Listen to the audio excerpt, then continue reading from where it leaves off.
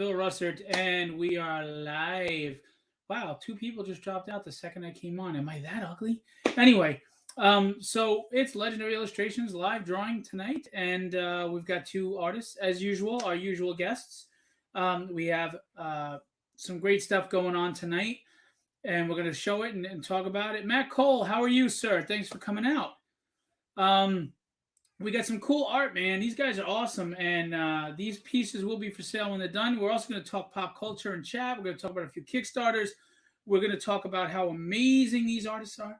But anyway, so without further ado, we have got where there's a will, there's a way played. Hi, everyone. How we doing? Good to be here. And we've got They Killed Kenny Calderon. Happy Friday, everybody. What's going on, gentlemen? How are you? Excellent. Great. And glad to be here. Now, before we get into conversation and started into what your pieces are, I want to remind everybody you're welcome to chat with us. Join in the chat, talk, ask questions, bring up a TV show or whatever you want to talk about. We're fine with that. The other thing is, if you're an artist, you want to draw along with us, you can draw whatever the hell you want.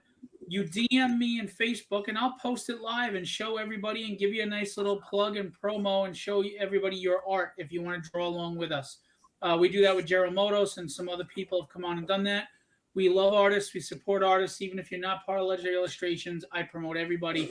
You're also welcome to drop your links to any projects or things you have going on. Randy Funk, what is going on? The man with the stank. Yeah, he's the man with the stank. Last name is Funk.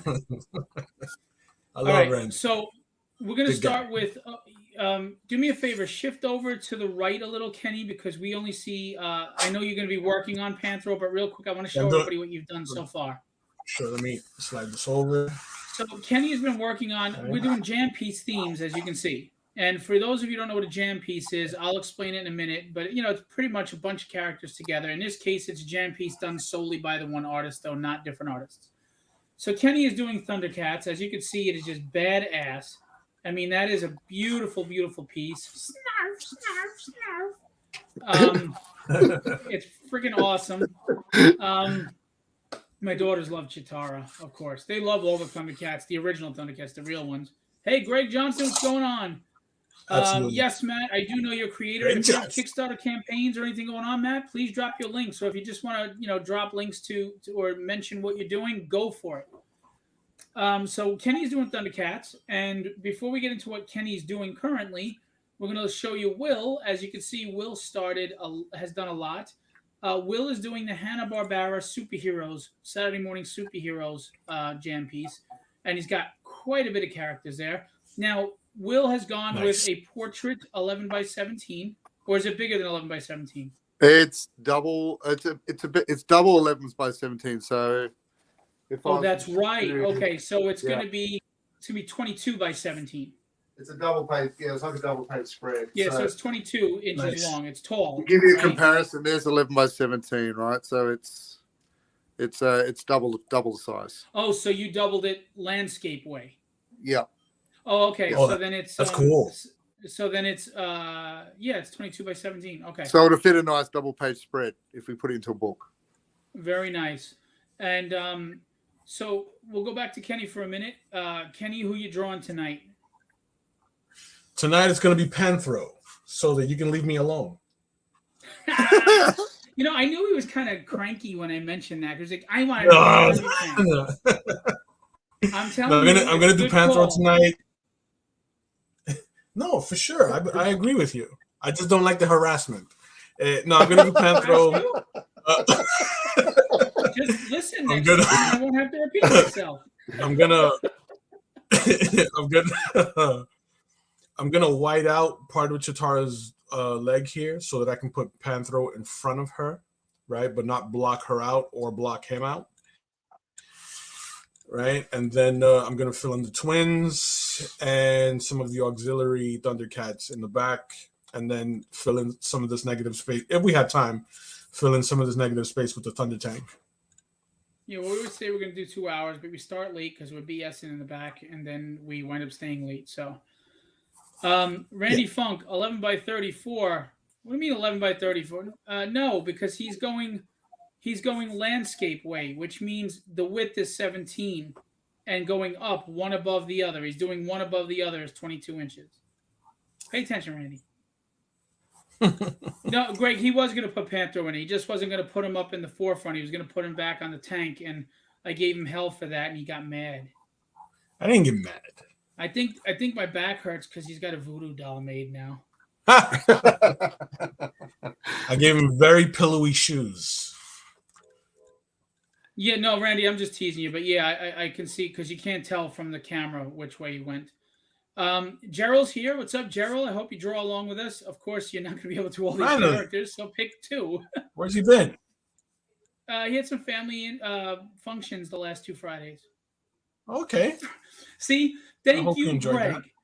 Greg said nobody puts Panther in the corner. There you go. Is that a Dirty Dancing reference? You make a Dirty Dancing reference. Hey, I didn't put him up to saying that. He just knows. I just know what the fan base wants to see. Panther is usually everybody's favorite Thundercat. Nobody wants to see his little ass in the back. Nobody puts Panther in the corner. Look, now Panther's, in the forefront.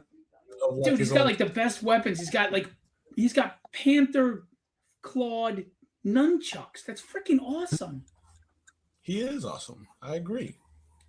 Gerald, why don't you just pick your favorite character from both groups and have them do something together? Like you could have Lion-O with the Sword of Omens with Mike Tor in his club or whatever. Just pick one from each. And then each week, they're going to be doing this for a while. So each week, did a Space Gerald, Ghost already. You can pick a different character with them, Yeah, Space Ghost versus Green Lantern or something. Or Space Ghost versus Jugger. Ooh. So, yeah, Will's got a ton of characters in there. Yes, he does. And we'll do more close-ups on these guys. As a matter of fact, real quick, I'm going to do a close-up on Kenny, what he's doing. You can see it on the left because he's got to work. So, yeah. Well, I don't want to mess up your comfort level, but no, you're good. Snarf, I can just bring Lion-O. Camera up a bit. I have to say, I really think this is Kenny's best piece to date, and Kenny's done some amazing work, but this is just phenomenal. Totally agree. I want to own it myself, but anyway, can't buy all the profits, right? I'm like the ice cream shop owner that eats all the ice cream. And as you can see, in the back, you've got Wily Kit and Cat up there in the back. They're going to be on the Thunder Tank, which will be centering the piece in the background, right, Kenny? Yep. I'm going to... all these little negative areas in between the characters is going to fill in with the Thunder Tank. I'm going to put Panther here. Maybe one of the newer characters here. I want to put at least one of the newer Thundercats in the Thunder Tank in the back. And then let's see. I may jump over into another page and add some of the side characters. Very cool. Yeah, Linkso, because he's kind of the leader of the other 3. Maybe he'd be good on the right of Panthro. As a suggestion, not harassment. Sensitive artists. My God. It'd be good to have some of those familiar ones on the right, Kenny, so it doesn't feel... It'd be good to have some of those old familiar ones to the right so it doesn't segment the picture in 2. Oh, okay. So it doesn't feel like chapters. But, yeah, I mean, it's coming along really well, man. Like, look at that. I can't get over Lino. Lino's fantastic. Yeah. Yeah. Are you trying to say the rest of it sucks? It's just Lino that's good? Damn, Will. I think it's all a better class of awesome. All of it. Yeah, that's really nice. That's what I do. Okay, so let's check out what Mr. Pyong is. There we go. Monsieur Space Ghost and Mitor. Playdon, the Herculoids. So I've done a few. Birdman. Done a few. I've done Frankenstein Jr. Put him in there. I've got Igu. Is it Zok? Is it Zok? Is it Zok? Is that the Herculoid? I think it's Zok. How do you not know? I don't know. It's been a long week. Zok and Tara. Dude, I got all the toys right here. So cool. We got the Space Ghost. Is it Jan and Jace? The Space Ghost partners. Yeah. So got them flying up here. I haven't done the monkey yet. He's going in here. behind what is Space his Ghost. name? Gleep? No, Gleep is the purple monkey with the Wonder Twins. Yeah, I don't know. I'll find out. So, I'm gonna got that Google little it now. monkey. Got the monkey there. Got Space Ghost in the Draw, foreground. monkey, draw. And I've just been doing my tour. This area will fill in as we move down here. So we've got the Galaxy Trio going Blip. in here. Blip. There we go. Blip. Galaxy Trio is going in behind my tour. Then we've got Xandor on the back of Tundra. Yep. Over here we've got the Impossibles. Yeah, that's awesome. Flying off. I've got and... my tour's Dragon, which is going to be in the right hand corner. And then as we move down, we'll have the other characters from what was that other series you talked about? It slipped my mind now. Johnny Quest. Johnny Quest, that's it. So Johnny Quest down here. I never watched it. That's the one I didn't watch was Johnny Quest. Oh, so my God. Johnny It was Quest Indiana characters. Jones before there was Indiana Jones. There you go. So I'll have those here. We've got the Hercules, the two Gleep and Gloops. Then we'll have Blue Falcon and Dynamut. And then we'll have the Moby Dick. The only one I didn't include was Dino Boy. Ooh. Oh, yeah. That's right. I forgot about him. You know who else you missed?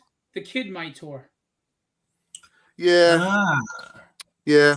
But I didn't do Birdman's partner either, like Bird Boy. Oh, that's right. Later on, it'd be a little redundant. I feel like I'm just I could go crazy adding them all in, but I could squeeze in the dino in the distance somewhere, like a misty looking dinosaur in the background, but it might start to get a little bit too crowded. You think? Yeah, it's already like a massive montage piece, but anyway. So, and then I've just got to finish Kabubi off today and the Space Cruiser, and then we're good. We have a question for you, Will. Yes. Are you going to do Space Ghost as part of your portrait series? He is, yes. So is Birdman. Mm-hmm. And as soon as Will's off the 3 books he's working on, we're going to get back to that portrait series. And our goal is, it's going to be a while because he's got a lot to do. We're going to put out a hardcover book of his legendary portraits. I like it. Yes. And Kenny and I are going to put out a hardcover book of all of his legendary live drawings. Indeed. Indeed. Indeed. Indeed. Indeed. So for those of you not aware, I'm going to cut away for a moment because it is important to show you this wonderful campaign. If you love the art of Will and Kenny, or Rob Powers, or Ricardo Silva, or Bill Lutz, or Rod Ramos, or Carlos Ramos, or I'm sorry, it's Rod Rodolfo, check out our campaign. We have a Legendary Illustrations art book campaign. That's right. It's here for you. But we only have 4 days left, people. So what are you waiting for? See that green button? Back this project. Back it. Yes. Because if you love their art, let me tell you something. Their books have 40 to 50 pieces of art in them. That for $20, you get 40 to 50 prints. I mean, where else are you going to get that? Where else are you going to get that? Beautiful. And now it's comic size floppy, so we can safely put it in a nice bag and board for you and ship it out in a Gemini. And we've got 4 days left, guys. We funded in 90 minutes thanks to those who backed right away. So we're asking you, if you're out there and you're interested and you love the art and you want to support Will and Kenny and their 15 illegitimate kids, please hit back this project. Should I play the trailer and bore everybody again? Yes, Greg's got it right. Buy the books or I will TP your house. Yes. I don't mean TP like the Native American tent. I mean toilet paper. All right, here we go. Shut up, Will.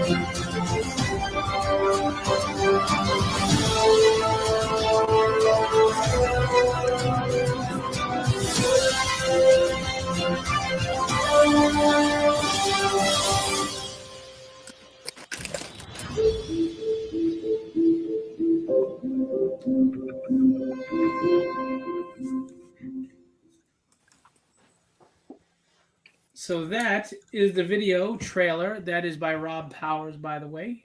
Great job, Rob. Rob is also on the campaign. Just to show you, man, that dude is handsome. Look at him. I mean, he was like 60 pounds heavier, but damn, he's handsome. Anyway. Cornelius!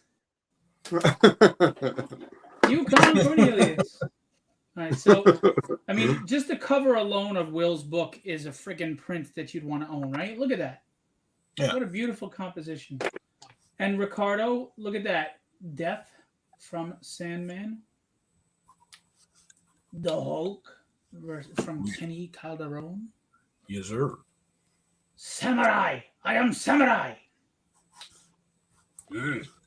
Robert also. Rob's Def Shogun, Carlos Ramos, and Bill Lutz. Mr. Lutz. There's a sample. Now, I have this original piece for sale, just so you know, if anybody's interested. It's fully painted, gouache painting by Will. Where there's a will, there's a way played. I love the blood footprint. That's really cool. Look at this. This is in the book. If you buy the Ricardo Silva, you love Dungeons & Dragons cartoon. Look at that. That's just gorgeous. Who doesn't love that cartoon? Nobody. All right, Randy, go take care of your grandkids. Talk to you later. Way to run when we're pushing by something. See you, Randy. See you, Randy. Look at that very emotional Mr. Freeze. Yes. Great job by Kenny. Yes. Good job. And these are all in the books, guys. The Punisher isn't, but this is in the book. This is in his book. So, I mean, you're getting quality art. This is in Rod's book. This is in Rob's book. Oh, yeah. This is in Carlos' book, if you like Strife. I don't know how Strife can not break his neck with that freaking helmet, but, and holding it up, and his peripheral must suck.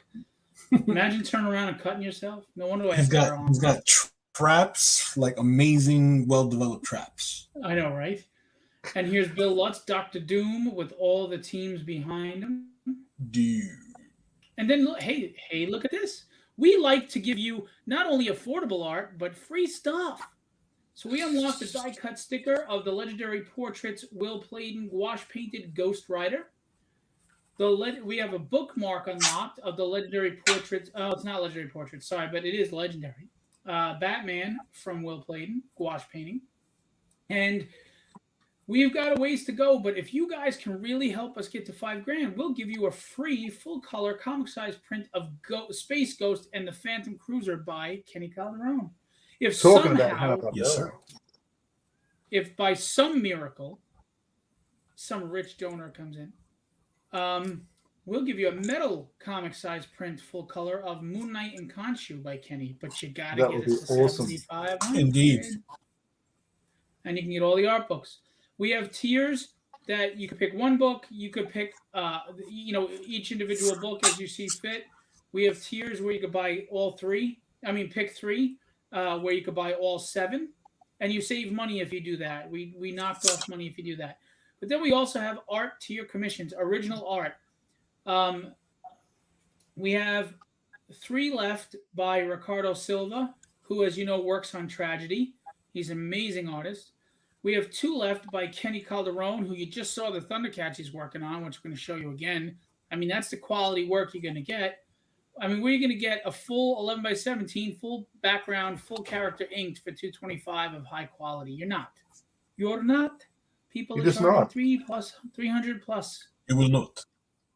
You're not. Greg said, "Man up and buy them all," because Greg bought them all. Thank you, Greg. At least Awesome, Greg puts Greg. his money where his mouth is. You're the man, Greg. He's a great supporter.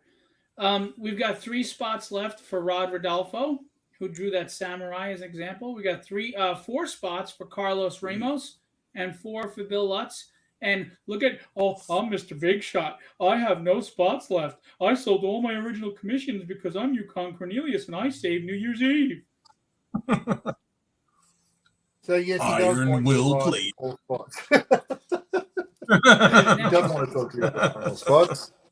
Are we going to see this number go up? 53, maybe 54 backers right now, and they're going to get art commissions. We're going to get to $4,000 tonight. Would that be great? It would. It really would. Man, And by the way, if anybody that's local in Florida happens to commission an art commission tonight, they can bring it to my next show in January and get it like CGC'd and such. Nice. Kenny will hand deliver it and make you dinner. Yes. And wash your car. Real quick, I don't know about in the an car. hour, Well, in an hour, I'm going to deviate from what we're doing. Tom Rapka has a campaign that is launching in an hour from now. And Tom is a good guy, puts Yes. out quality stuff, and we want to support him. So I'm going to show the Kickstarter later, and I'm going to actually pledge on it live in front of everybody. So I hope you come That's out good. and you check it out. The book is called The Book of Orion. It's basically a warrior in the apocalypse goes on a journey to keep his family alive and safe while Lucifer continues to take over the world's cities. So it's supernatural. It's apocalyptic. It's got action, adventure, probably a bit of horror. So please go support Tom. He's looking to buy a house and get married. He needs money. No, in all seriousness, creators work very hard on these projects, and it's nerve-wracking. You don't know what kind of campaign launch you're going to have. Is it going to start slow, and is it, you feel embarrassed, or you feel discouraged, or is it going to start strong? So I'm asking you, in an hour, we'll still be live. I'm going to put I'm going to show the Kickstarter live as it launches, and I'm going to pledge live because I too, like Greg, put my money where my mouth is, and I won't promote something unless I really think, believe in it. So please go out and make Tom's start strong. All right. Now, I have other Kickstarters to show, but right now we're going to go back to the art and show you that for a bit. Okay. Let me put it like this. It's probably a little better for you guys. Is that view better for you guys to see? It's a little bigger, right? Hey, Joe Ryan, what's going on? Gerald, have you decided what you're going to draw? Joe Ryan. In a world where Joe Ryan is in the show.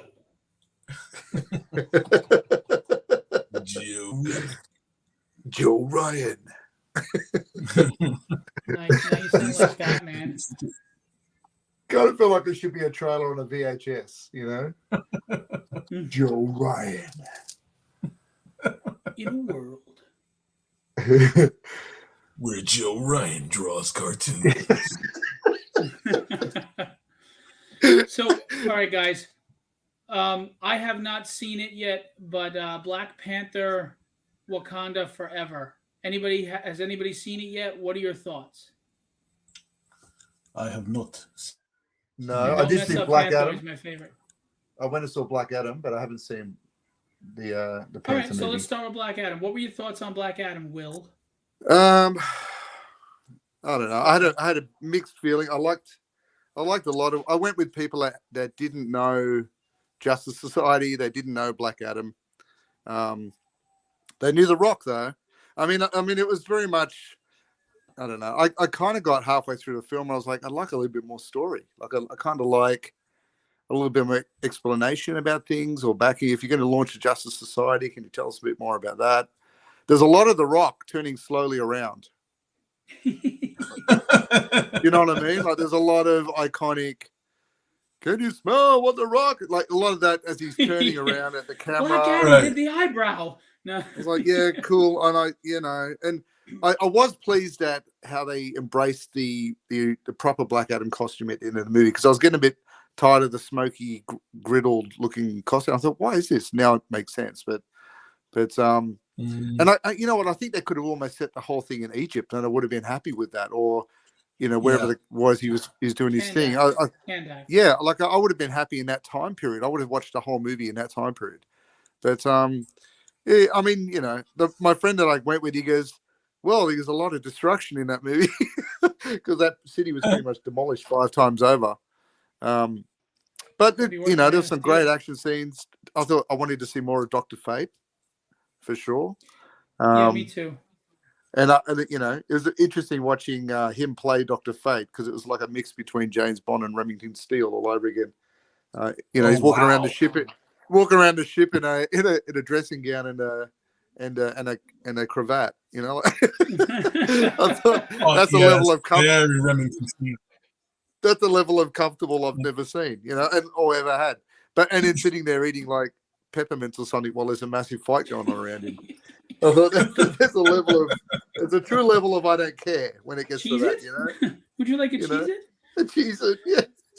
Well, I felt Dr. Fate looked good, and I thought Pierce Brosnan was a good choice. I just felt they downplayed his power level. I mean, he's like the most powerful. He's stronger than Doctor Strange. That guy's a badass, and I feel they I guess they had to, because it's really Black Adam's movie, but I felt they downplayed his powers greatly. Jordan, what's going on? How are you? I kind of feel like he didn't have to leave. Like, I mean, he could have said, I'm jumping to another plane of existence, or right. Like, he didn't have to die. Like, I just felt like that was you just necessary. Don't throw out spoilers. People haven't seen it yet, Will. It's only been out for 16 years. Like, I mean, you just saw it the other day. I know, but I'm slow. I'm slow at getting to these things.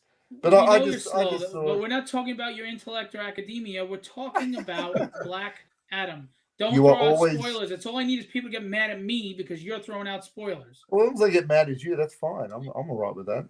There you go. Listen, shit goes downhill.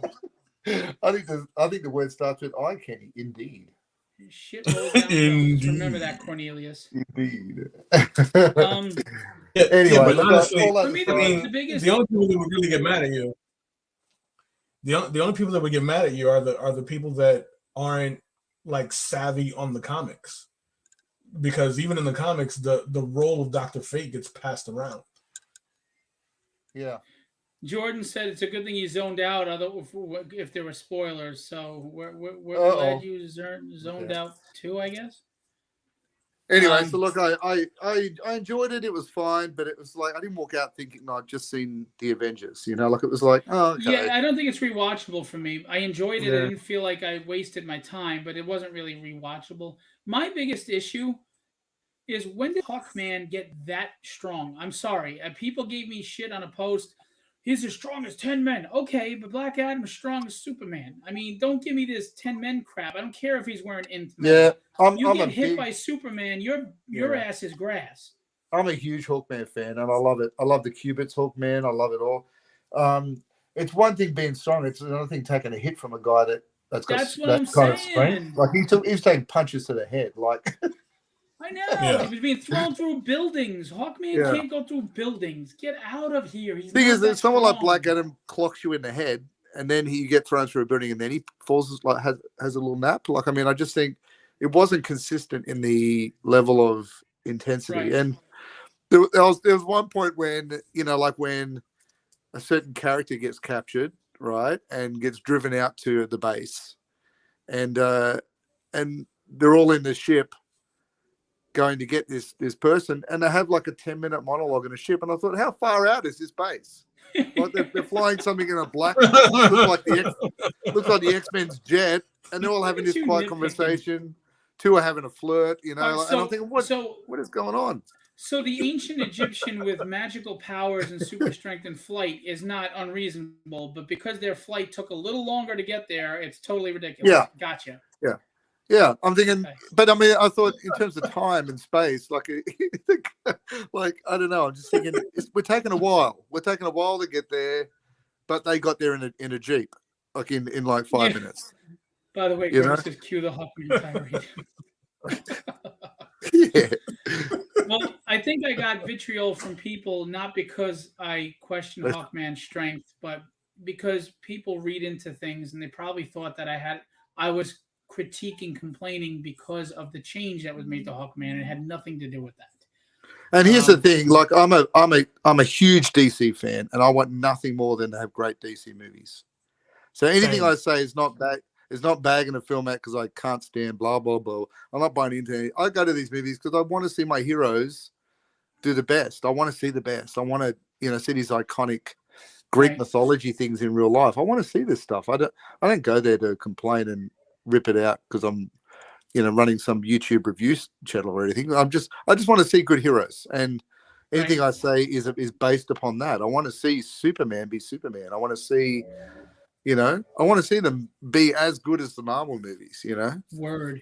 Maybe with that new direction that they're taking with James Gunn, maybe we'll see something like that. James Gunn. Yeah. Now, top 5 DC movies. Go, Kenny. The Suicide Squad. The first Man one of Steel. Or the second one? The second one. Wait. The second one. And what did you just say? Steel? Man of Steel. Oh, okay. Come on, Phil. Not the Shaquille O'Neal. Really? I know. I was no. We're about to shut you down. No. I was about to put you down. So all right, so the Suicide Steel, the Dark Knight, the Nolan movie, Batman '89, nice, and the original Richard Donner film, Superman. Yes. All right, Will. Top 5. And I guess I judge it on what I would put on the playlist to watch while I'm painting or drawing or whatever. But I think definitely the original Superman with Christopher Reeve. I mean, it's got such fantastic Americana in there. I love it, and I love the the use of the costume and all that. And you kind of, when you love it and you grow up with it, you look past some of the moments. But definitely the Batman '89 for sure. I like watching the unedited Justice League movie that they brought out, the Snyder Cut. Even though it's like 15 years long to watch. Yeah, I had an issue with that, a big issue with Superman at the end of that movie. But go ahead. Yeah, so like I don't mind watching that. I mean, because I just feel like it filled in a lot of the blanks that were skimmed over and which kind of didn't make sense. Even though I get annoyed at the Flash in that movie, it doesn't feel like the Flash to me. Much to I don't know how popular he is, but it bothered me. But he's no longer the Flash after all his criminal activity. Yeah, I've heard he's done that to himself. But so I like that. I like the Aquaman movie. I don't mind that. I thought that was pretty good, and it's pretty rewatchable. But and definitely, like, I mean, sometimes I'll, more than all of those things, I'll just put the Batman animated series on and just watch that. Okay, but we're not talking about animated series. How many movies did you say? You said Aquaman, Superman. I think I said 4 in total. Batman, Man of Steel. I watched that, even though it's not quite the Superman I want. But what do I know? See, now Man of Steel gets crap. But here's the funny thing: everybody wanted a Superman fight finally because Superman Returns was horrible. He didn't fight anybody. We finally got Superman really going at it with Zod and stuff. And people complain about the destruction. It's like, oh, stop.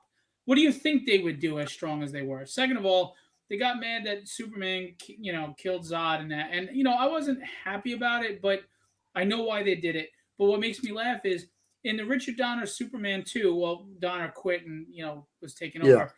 He kills a powerless Zod. He throws him against the Yep. wall and down into an icy abyss, and nobody blinked an eye. So let's just Yep. let's just I've got chill no right there. problem. I've got no problems with the Zod death. I mean, he I like chose. his reaction was the way he screamed. He was in agony. Yeah. He didn't want to He do was it. upset. He didn't want to kill the last Kryptonian besides himself. Like, he didn't want that to happen. He was forced to do it. Right. I did. I guess I suppose that I did have an issue with the whole town being blown up in Smallville, and he didn't decide to fly away like Christopher Reeve did and take the fight elsewhere. That was fair enough. But you know what? The whole point of that movie, why it's called Man of Steel, is he wasn't Superman yet. He was learning to be Superman. Yeah, but he'd also, to be fair, he'd also had those small town values from by the way, his the dad. city was already destroyed by that gravity machine.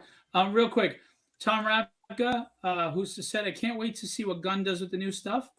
I just hope they don't bring in stupid humor. His humor was good, but Marvel seems to be going really dumb with the humor. Tom ranks his Batman 89, Batman Returns, Dark Knight Rises, Snyder Cut JLA, and Watchmen. Ooh, Watchmen. Okay. Oh, yeah. I didn't mind To the me, Watchmen is probably the closest and best adaptation ever. So for me, I got to go definitely with the Richard Donner Superman. Yep. The very first Swamp Thing. I love that movie. It's I haven't seen that. I haven't seen that. Oh, that came out in the 80s. That movie rocks, man. It had Adrian Barbeau. Oh, it was fucking great. Dark Knight with the I'm sorry, that's probably one of the best superhero films ever. And it is the best Batman film. And then I have to say Watchmen, as far as the crafting of the film, is definitely the best, I think, translation to movie. But it's not something I clamor to go watch again. So I'm kind of tough on putting that in my 5. It's a good movie. It's just a very dark one, isn't it? Like, yeah, I have to say I think Aquaman is really solid. I do. Wonder Woman would be there, except the very end when she fights Ares, it got a little too corny for me. Yeah. Ares, what did I say? Yeah. Sorry. It got a little too corny, and I didn't like that actor's face on the Ares character. It was just dumb. So I think the last 20 minutes of Wonder Woman knocked it out of top 5, although I do think it was a well-done movie. I think she's a good Wonder Woman. I think it was the last movie that knew how to write a female protagonist. But anyway, we won't get into that right now. She makes a great Wonder Woman. I mean, she does. I was really unsure when they cast her. I was like, but Agreed. then like her personality carries it for sure. I would have watched the whole movie from the World War II scene. I mean the World War I scene. I mean that was fantastic. Unfortunately, though, the second one shit the bed badly. I mean, and we didn't change the sheets for weeks. And nobody changed the sheets for weeks. That was bad. They even all wanted to talk about it. Yeah. So what would I pick as my 5th? I'm not a fan of Batman 89. I know people think I'm nuts. They all love it, but I'm not. It wasn't that good a movie to me. I like Joker in it. Joker to me was a good Joker.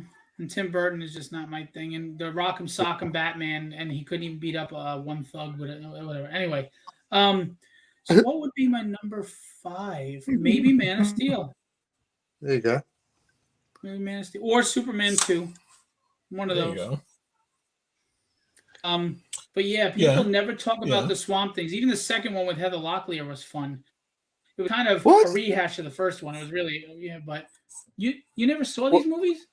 No, we didn't get them. What about the one that's on the newest Swamp Thing? Did you watch that? No, yeah, that was okay. It was a little slow, but it wasn't bad. I would have liked to see it continue. Yeah. But no, the 80s movies, Swamp Thing and Swamp Thing 2. Adrian Barbeau was in the first one, Heather Locklear was in the second. They are fun movies. You should check them out. I'm going to try and track them down for sure. Yeah, they're really good. I enjoy them. They're campy, but they're meant to be campy, and they're a lot of fun. And Arcane was pretty cool in that. They made the actor who played Arcane was good.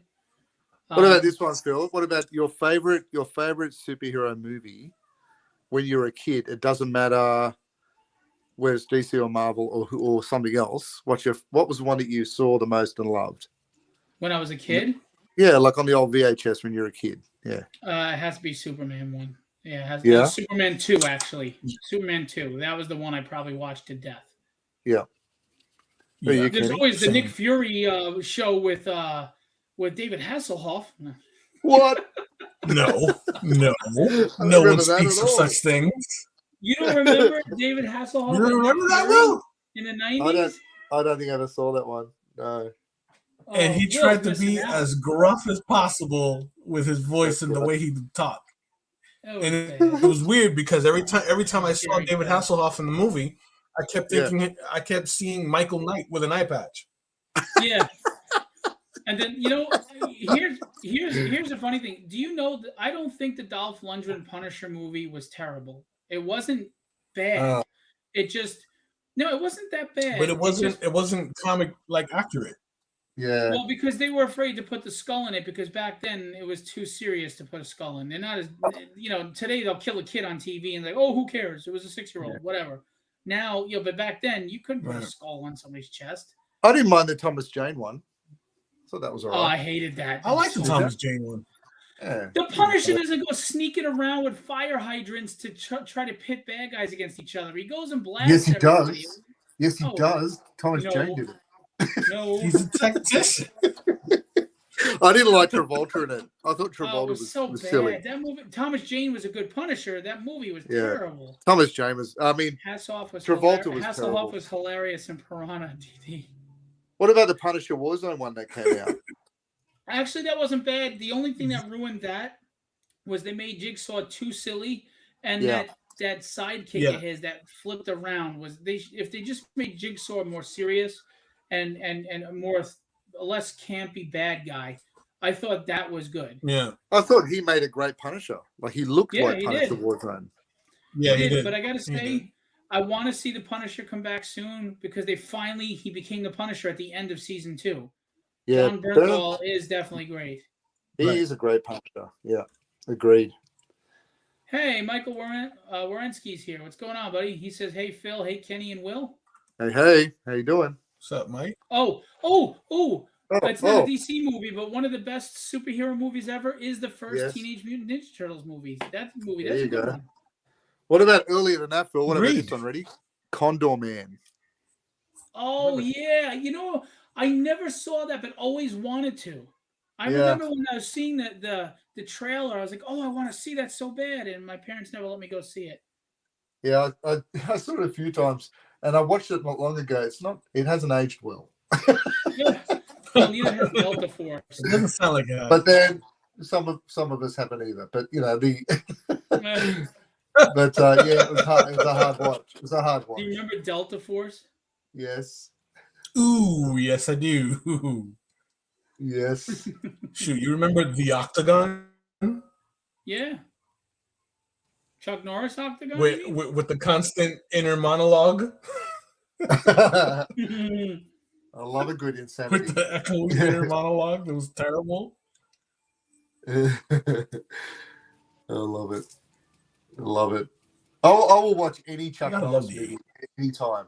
I mean, it's just 80 Splinter. What was the one where it was actually more horror? He deals with that huge killer in the theater.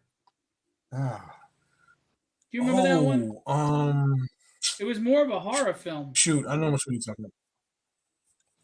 talking about. Does anybody know that Chuck Norris film that had him fighting that big dude? I think it's the guy who played Zada, Non actually, but he was a killer and he lived in this theater and he was killing people and Chuck Norris went to fight him. And he was like an indestructible kind of Jason Voorhees dude. The Toxic Avenger, yeah, there's one. That's a crazy movie. But does anybody know the name of that Chuck Norris film? Let me look that up. Now I gotta look that up because I'm gonna go nuts. What's the most rewatchable Chuck Norris movie for you? Me? Yeah. What was the one where he was a soldier? Captured. It was the second one. POW. Yeah, no. What was it called? Another one. Isn't that Delta? What is? Not Delta Force. No, it's on the Missing in Action 2. There you go. Missing in Action. Yeah. The second one, not the first one. The second one. Yeah. And Hero and the Terror. That's what it was called. That was a cool. That is a really, really good. It was 1988. That was a really good Chuck Norris film. Good year. That was the one film where he didn't beat everybody's ass. He couldn't take this thing. Yeah. Yeah, it was Samaritan with Sylvester Stallone. It wasn't bad. It wasn't like great, but it wasn't bad. I liked my rewatchable Chuck Norris was always Lone Wolf McQuade. Okay. I love Lone Wolf McQuade, where he's the Texas Ranger. Yeah. Great Didn't that spark them to do that show Walker Texas Ranger with him? Probably. And I watched all of them. I don't care. I'll admit it.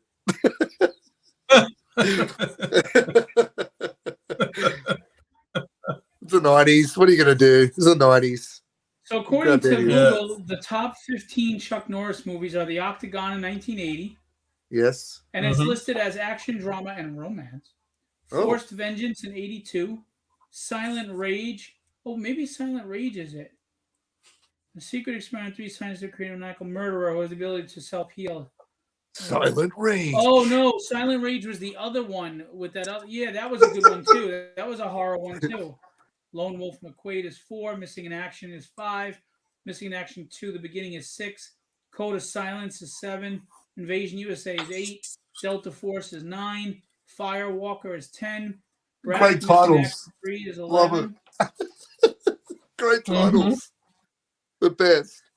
12, Hero and the Terror. Yeah, I liked those 2 horror ones. Delta Force 2, The Colombian Connection, Firewalker, The Hitman, and Top Dog was 15. Top Dog. Kitty Calderon. Silent Rage also had a messed up ending. Silent Rage and Hero and the Terror. Those were the 2 I really liked. Because they were Chuck Norris wasn't a badass in those. Like he didn't beat these guys. Oh man, I used to love the Sinbad movies. I love Sinbad and the Eye of the Tiger. That was my favorite growing up. I loved that. Isn't that the Lou Ferrigno movie? No, that's Hercules. And you talking about Lou Ferrigno Sinbad? He did a Sinbad. No, not Lou Ferrigno. This was back when they did the clean motion, the stop motion.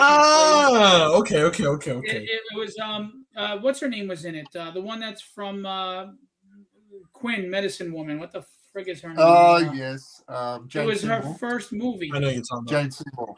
Jane Seymour. It was her first movie, and it had the Cyclops in it. I thought her first movie was James Bond. No, her first movie was Sinbad and the Eye of the Tiger in like 1970 something. Ah, there you go. Yeah, let me see. Let me make sure. I think it is. I don't want to be wrong. I thought she was a Bond girl first, but what do I know? Maybe you're right. Let me double check. First movie.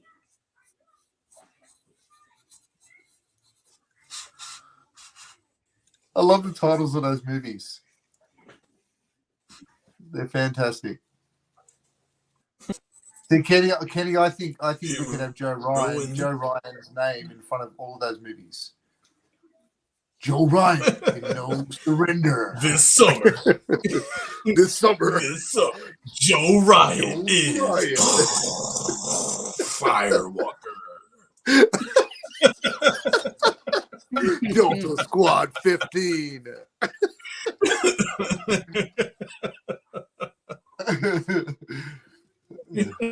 This fall, Phil Russert is missing in action. 28. Oh, we're wrong. So Seymour first in 1969 in her first film, Richard Attenborough's "Oh, What a Lovely War." Okay, so we were wrong. Oh, what a lovely war! I was wrong, and you were wrong.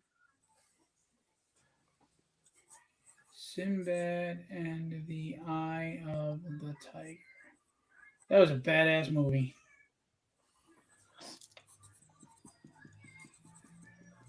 (1977) fantasy adventure. Patrick Wayne was Sinbad. Patrick Wayne. There you go. Ah, yes. Son of John.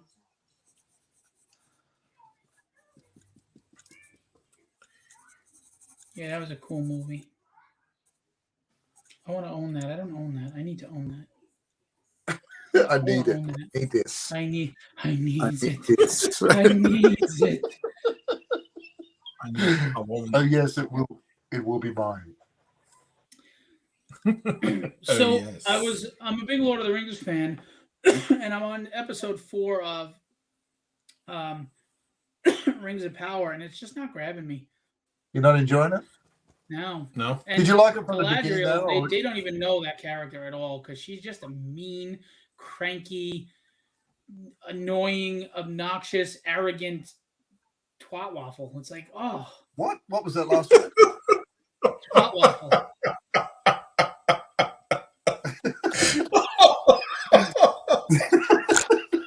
I never heard Kenny laugh that hard. I never heard Kenny laugh that hard before.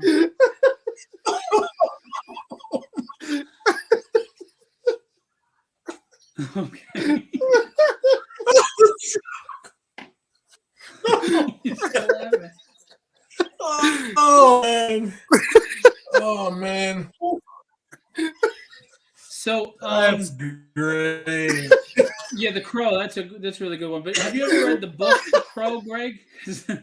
Because the book is even better. James Obar. There's a scene in the Crow book that is not in the movies that is really emotionally powerful. That I wish they put in the movie, but it's too graphic. But it was really good. They're still laughing. You know, Phil, when you keep talking like that and you keep moving on, it's like telling me to stop laughing at a funeral. I just can't. I can't hold it in. It gets worse. Yeah, Greg. Greg, I'm talking about the scene where the bad guy gets his legs taken off, and he's sitting there, and he's like, "Am I dying or whatever?" And the Crow's talking to him. Oh man! I can show you a picture of what a 12 looks like. My problem is that when I hear things like that, my mind, my silly little art brain sees it like a cartoon in my head. So, all right, I gotta show you what it looks like. There you go. Oh no, no, don't ruin it for me.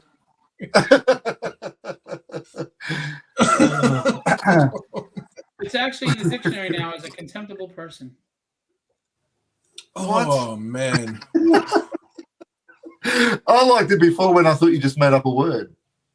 Well, I did. I started saying that. I started saying twat waffle like 12, 15 years, like 20 years ago, and all of a sudden, I'm not saying I started it, but it caught on.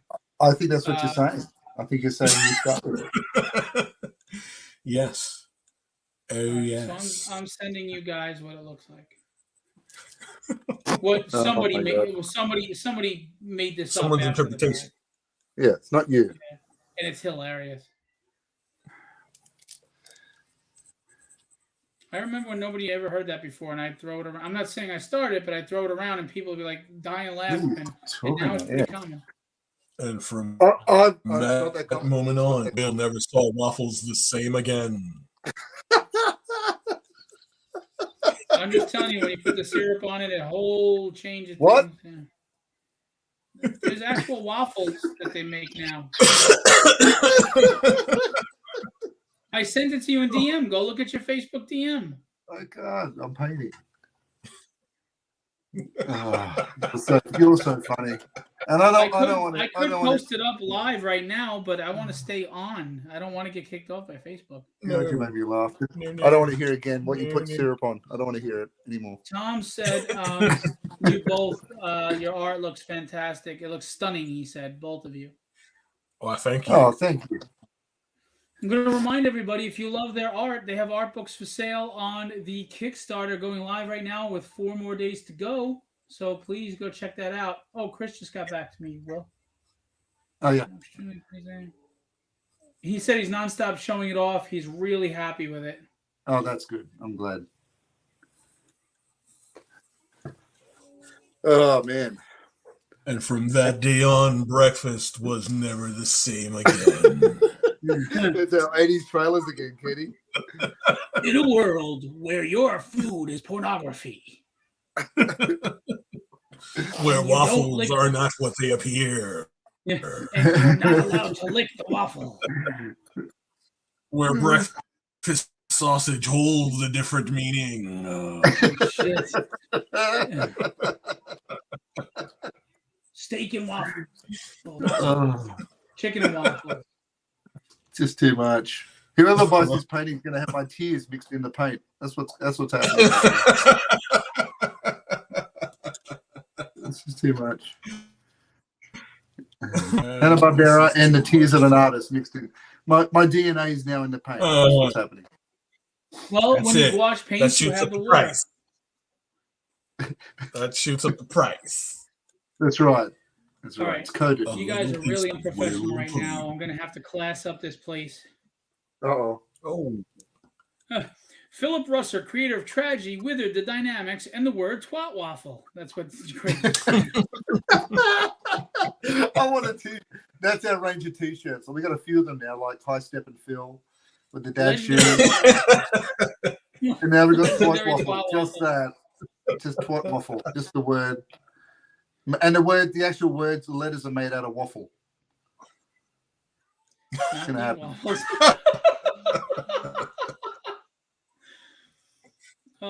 Greg, why don't you drop a link or something, let everybody, or an announcement, to let everybody know when your next band's show is. So, because these guys are so unprofessional, I got to take this to a place of class again. I'm going to segue away right Here he now comes to with the something tassels. that is near something dear to my heart.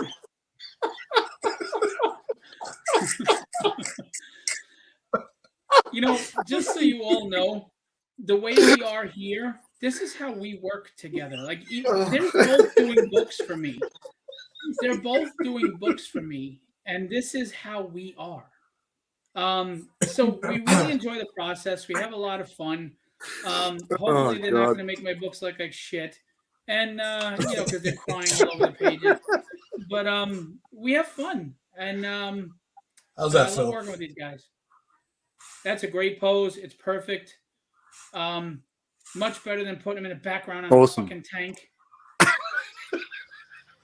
Yeah, I figured he'd look at some aggressive thing, kind of be. You know. Tom said someone put some herb in the fence. Thank you. It used to drive me nuts when people would pronounce the H and call it Herb. Like Herb is a guy's name. Come on. All right, let's go to that. Language pet peeves. You ready? I hate when people go, I seen it. No, you saw it or you have seen it. You ain't seen it. I hate when people say ax instead of ask. It's 3 letters. Get it in the right order. It's not a big deal. Yeah. It's not a big deal.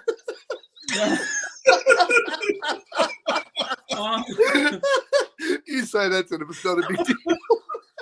What's another? There's a few others that drive me absolutely batshit crazy. Oh, I hate ginormous, and Will says ginormous. I hate ginormous. 12-year-olds say ginormous. It's either gigantic or enormous. He's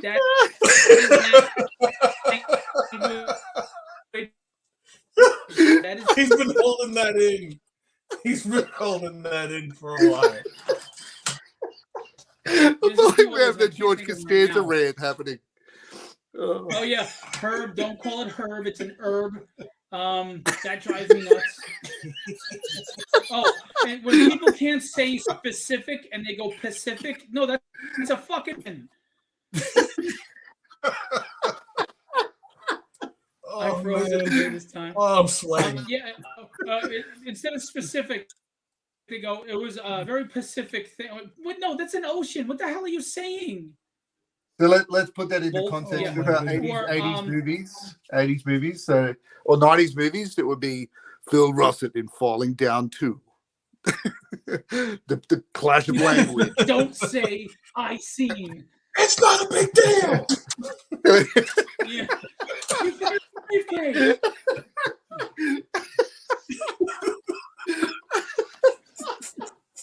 Wow, we got you guys going. Nice.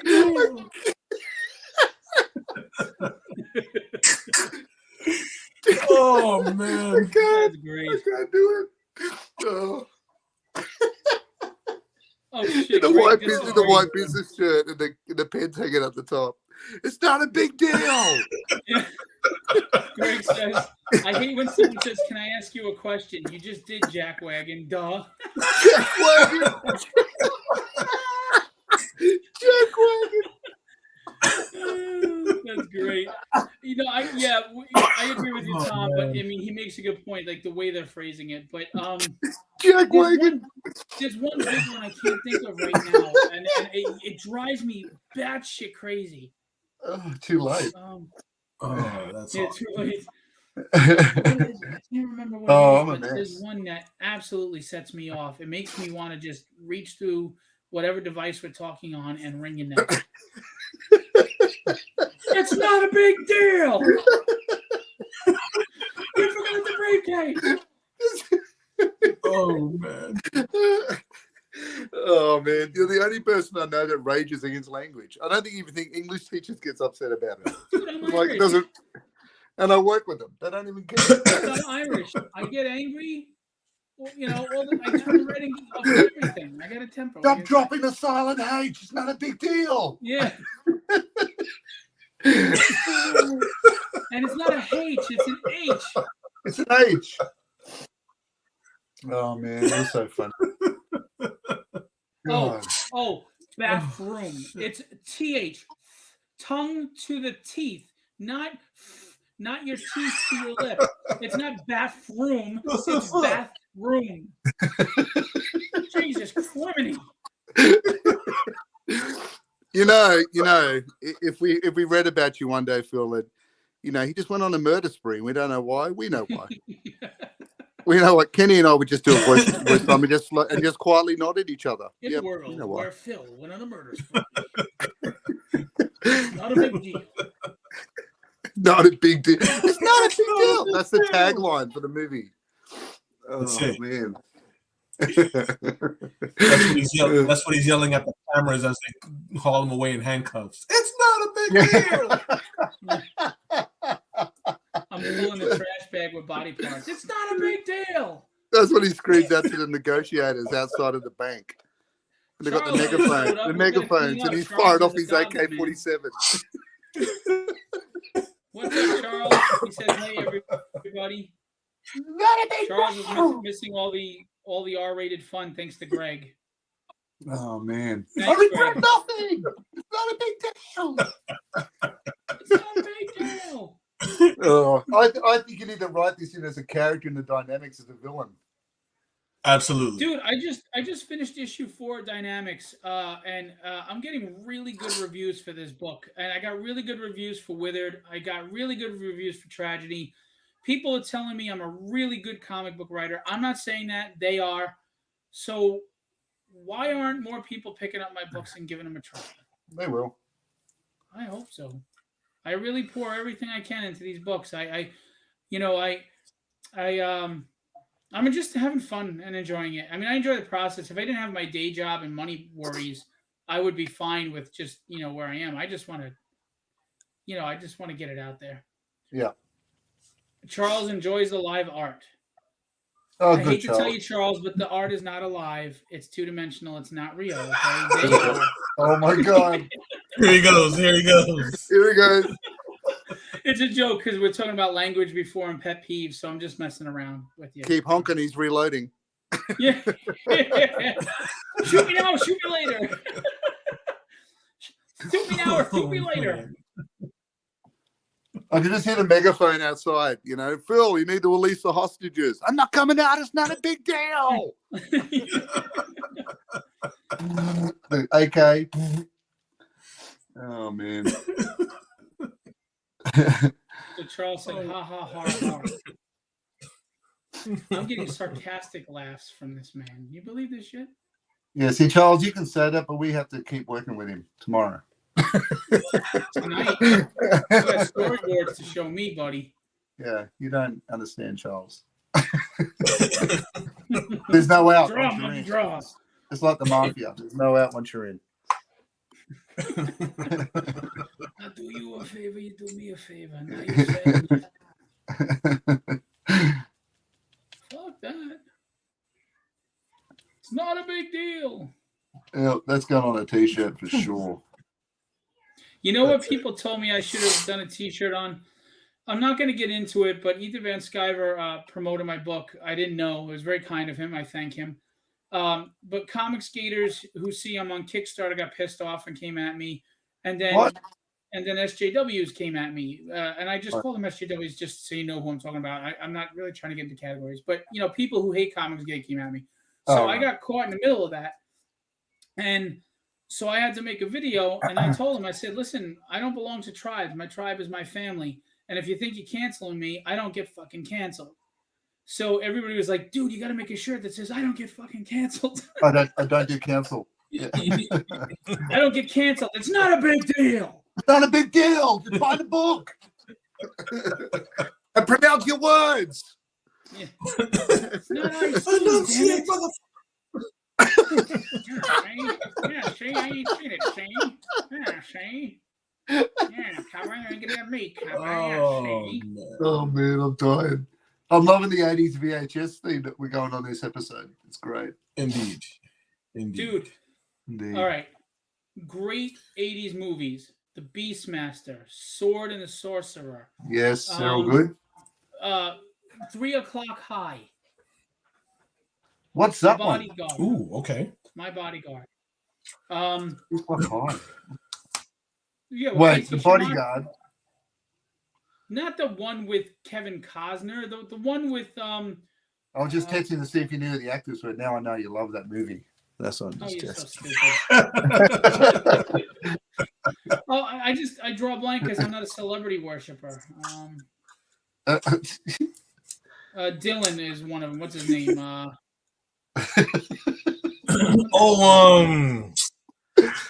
Carl Weathers. Matt Dillon, Chris Makepeace, and Adam Baldwin. That's it. Yeah. Adam Baldwin. That was a good movie. The Baldwins in Walk the Slayer, I love. We mentioned that. I love Walk the Slayer. Other 80s movies. What about Kroll? You like Kroll? Kroll, yeah. I didn't when I first saw it in the theaters, but I do now. Yeah. I hated that he lost his weapon and never got it back. That thing was cool. It was a good weapon. Liam Neeson, not Liam Neeson. Liam Neeson was in that movie. Yep. Oh, one of the best of all times, Excalibur. Yeah, there we go. Dun, dun, dun, dun. Did you like Conan? Like the Conan movie, the original? Oh, hell yeah. And Conan the Explorer? To hell with you. To hell with you. Yeah. To hell with you. Yeah, Conan was great. The second one was fun in a campy way. It was nowhere near as good as the first one, but no. The first one. But you took it. The music. You took it because there's nothing else. Yeah, right. Well, anything that had Golden Globus attached to it, you had to, roll your eyes and with a grain of salt. Yeah. I mean, they're the ones who did Superman 4, for Christ's sake. Yeah. The Quest for Peace. Yeah. Yeah. Terrible. Quest for Peace. The Quest for Peace. Okay. Peace of mind. Stop. Well, you know what, though? I liked it better than number 3 with Richard Pryor. Yeah. Yeah. I don't know who was thinking what with that crap. With skiing on the rooftops. Yeah. No, but the thing is, you went from Superman 2, which at that time was monumental. You never saw a superpowered fight like that before, to Superman 3. Mm-hmm. Yeah. The only scene anybody likes is where he fights his alter ego, in the trash, in the junkyard. And he turns up to which the was bar cool. And he's all. I love that, and I love the dark suit. That was pretty cool. Yeah, that was the only scene anybody liked out of that. It was a little creepy at the end when that woman became a robot, though. Like it pulled her in, and it was like, "Whoa!" That's that was really disturbing. She was hard work, though. She needed something bad. She was hard work. Oh, shit. Yeah. Some other good 80s movies, guys. Come on, I'm naming them all here. Let's go. Any type? Back to the Future. Oh, yeah. Hell yeah. Besides the big ones like Star Wars, Indiana Jones, The Dark Crystal. I like The Dark Crystal. Yeah. Dark Crystal. Labyrinth. Yeah. Shoot. Neverending Story. I've always loved House and House 2. House, yes, with William Katt. I just watched that again recently. Love that with William Katt and Richard Mole. Great movie. Yes. Yes. House. Hell yes. Dude, the second one wasn't bad either, but the first one is legendary. With the Classic. with the It's glass beautiful. skull. Yeah. Yeah. I remember that. But That the first undead one, I just cowboy watched from it the again second one was recently. cool. Most people don't remember that movie. Yes. Good on you, man. Those I used to have the Ryan. house too. I used to have the house 2 poster in the bedroom. It was fantastic with the fingers making the zombie hand making the 2. Oh, It was cool. fantastic. Yeah. Hey, Ryan. Ryan says happy Friday, everybody. Yeah. And Hey. he asked how the Kickstarter's going. It's going good, but right now we're stuck. So with 2 to 3 days left, we need some love and some support. And Ryan, drop your links, of course, to your show. We're at 3 days left, guys. We just hit 3 days. Yeah, House. That's another classic I love. Good on you, Kenny. I'm talking about like rare, great '80s movies that maybe not everybody knows about. I Do love. you remember Amazing Stories? Yes, that was good. That wasn't in the theaters, was it? No, that's TV. Yeah. It was a movie that inspired the TV show that used to come on every Friday. No, I don't think it was in the theaters. I think it was a TV movie. They did the airplane one where the guy World War II airplane and And was it yeah. Was Spielberg involved in that? Yes. It was Spielberg who created the show. That was Spielberg, yeah. What else? Or we could even go out of the 80s into the 90s or 70s. How about like the I love Buck Rogers, of course, Battlestar Galactica, Space 1989. So we're going TV as well? Because that was Space 99 was the TV, wasn't it? Yes, it was. That's what I'm saying. So we're going TV as well? Oh, that's right. We're doing movies. Sorry. Buck Rogers was a movie. It was a good movie. I loved The Burbs. The Burbs. The Burbs? The Burbs with Tom Hanks. Yeah, that was good. Yeah. That's one of my favorites. The other day.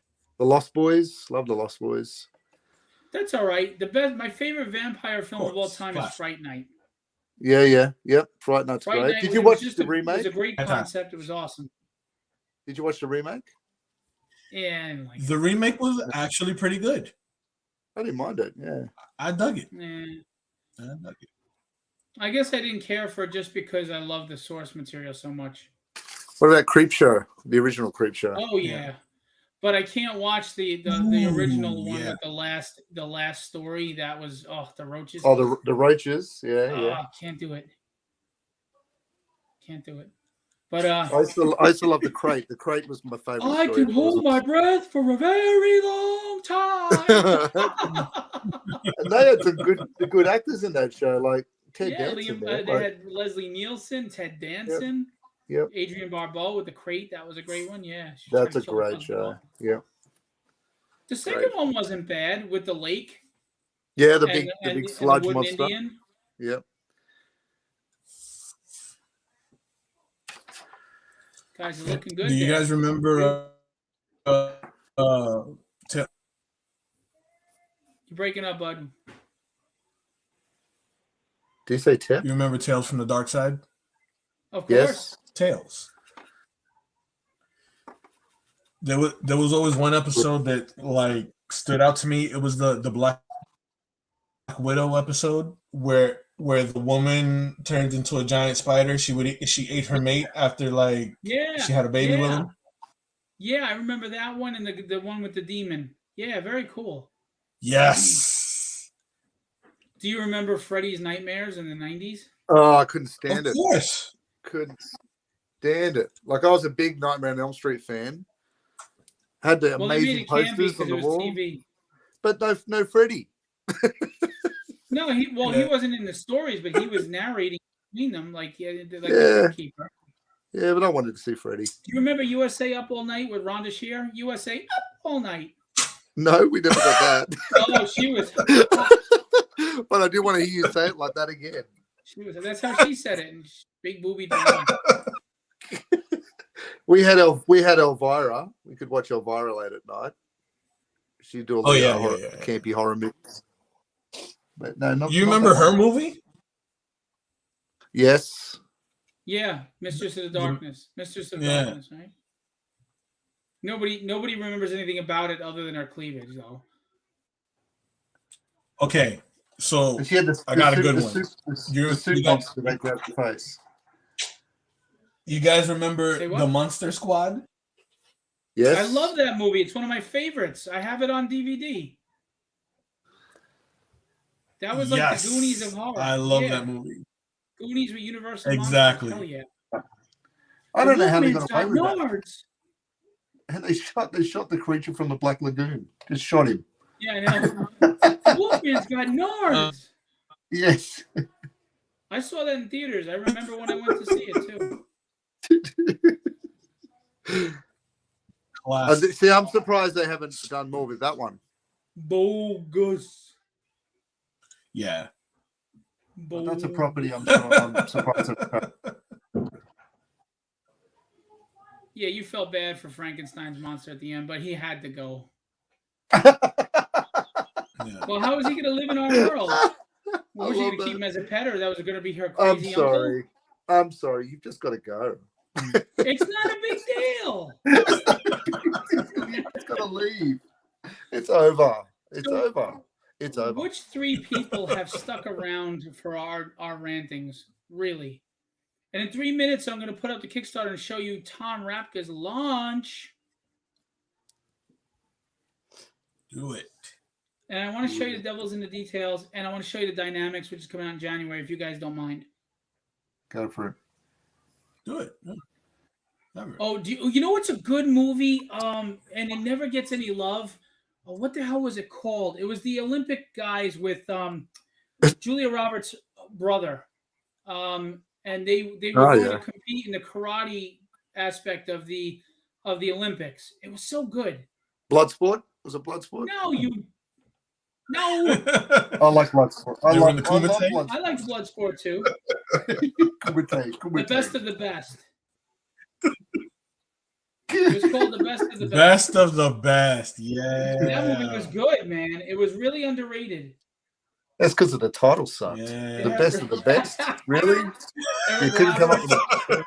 It had Eric Roberts, James Earl Jones, Sally Kirkland. It had what's that? Eric Roberts. He doesn't ever age, that guy. It's like he's in stuff forever. What's going on there? Right? He's a vampire. Did you see Van Damme get all cranky because they're going to remake Bloodsport? No, I didn't see that. Yeah, there's some interview with him. He got really cranky. Yeah, like I can't put his accent on, but he's just back then I took the hits for real. There was no CGI. By the way, 2 things. Chris Penn was in that, and Kane Hodder, who played Jason, was in Best of the Best. Oh, there you go. Ooh. Man, so many people did not age well. Jesus Christ. Ahmad Rashad was in that. Kane Hodder's all right. He's still touring the circuit, and he looks pretty healthy. Who's this? Kane Hodder, Jason Voorhees. Yeah. Oh, he's aged all right. He looks pretty healthy. Mickey Rourke was in that too. You see now, Mickey Rourke. Talking about aging, Mickey Rourke. That dude's had work done on his face, and man, it didn't look good. He's starting to look like Tar Man. I just get confused with the fingernails. What's going on with the fingernails? They freak me out. Why? Have you seen the fingernails? Yeah. They're really massive. I don't get it. Oh, really? Yeah, it's just something. There's something off. It's like I don't know. I'm not in a medical profession at all, but I just know when I see something that takes me out of the story, and the fingernails freak me out. Maybe it's calcium deposits. They curl over the end of his fingers. Like what's going on there? I need it. Right, if anyone in the chat knows, I need an explanation. It keeps me up nights. Honestly. I have to see them to know what you're talking about. So what are you drawing right there? That's the shoulder of Frankenstein Jr.? What is that? No, we're doing a rocky background. Oh, okay. So, almost like Monument Valley kind of buttes in the background. Gotcha. Very nice. Did I say that correctly, or is it not a big deal? Well, did you get yelled at? Then it's sometimes the yelling comes later. We're gonna go to the artist I like. Here's Penny. Check that bad boy out. He's doing some good work. We even get to see the top of his head. Sorry. Very cool. Nice. Let me aim that up just a tad. Very nice. That's fantastic.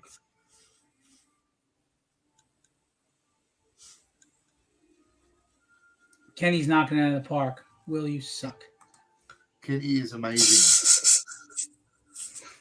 That's not a joke. That's for real. For real. Oh, Aunt Vu stopped by. She didn't stay. We're saying that she stopped by. A lot of people stop by, but they don't stay. All right, Tom went live, so we're going to show it, guys. All right. Yeah, baby. Let's do it. Let's help Tom out. Don't disappoint the man. He's already nervous. Why are you singing it like Jim Holder? What's going on there? Hello, Dolly. Say hello, Dolly. Sorry, Tom. There's your campaign shot to pieces. We tried. Now you can see why my wife feels like she has 3 kids, right? This is how I all the time. My kids think I'm hilarious and stupid at the same time. Yeah. All right. I'm going to show Tom Rapka's Kickstarter. He just launched, and we want to support him. Yes. All right. So let's play the trailer first. No, I haven't seen the trailer, so if it sucks, it's not my fault. No, I'm just kidding.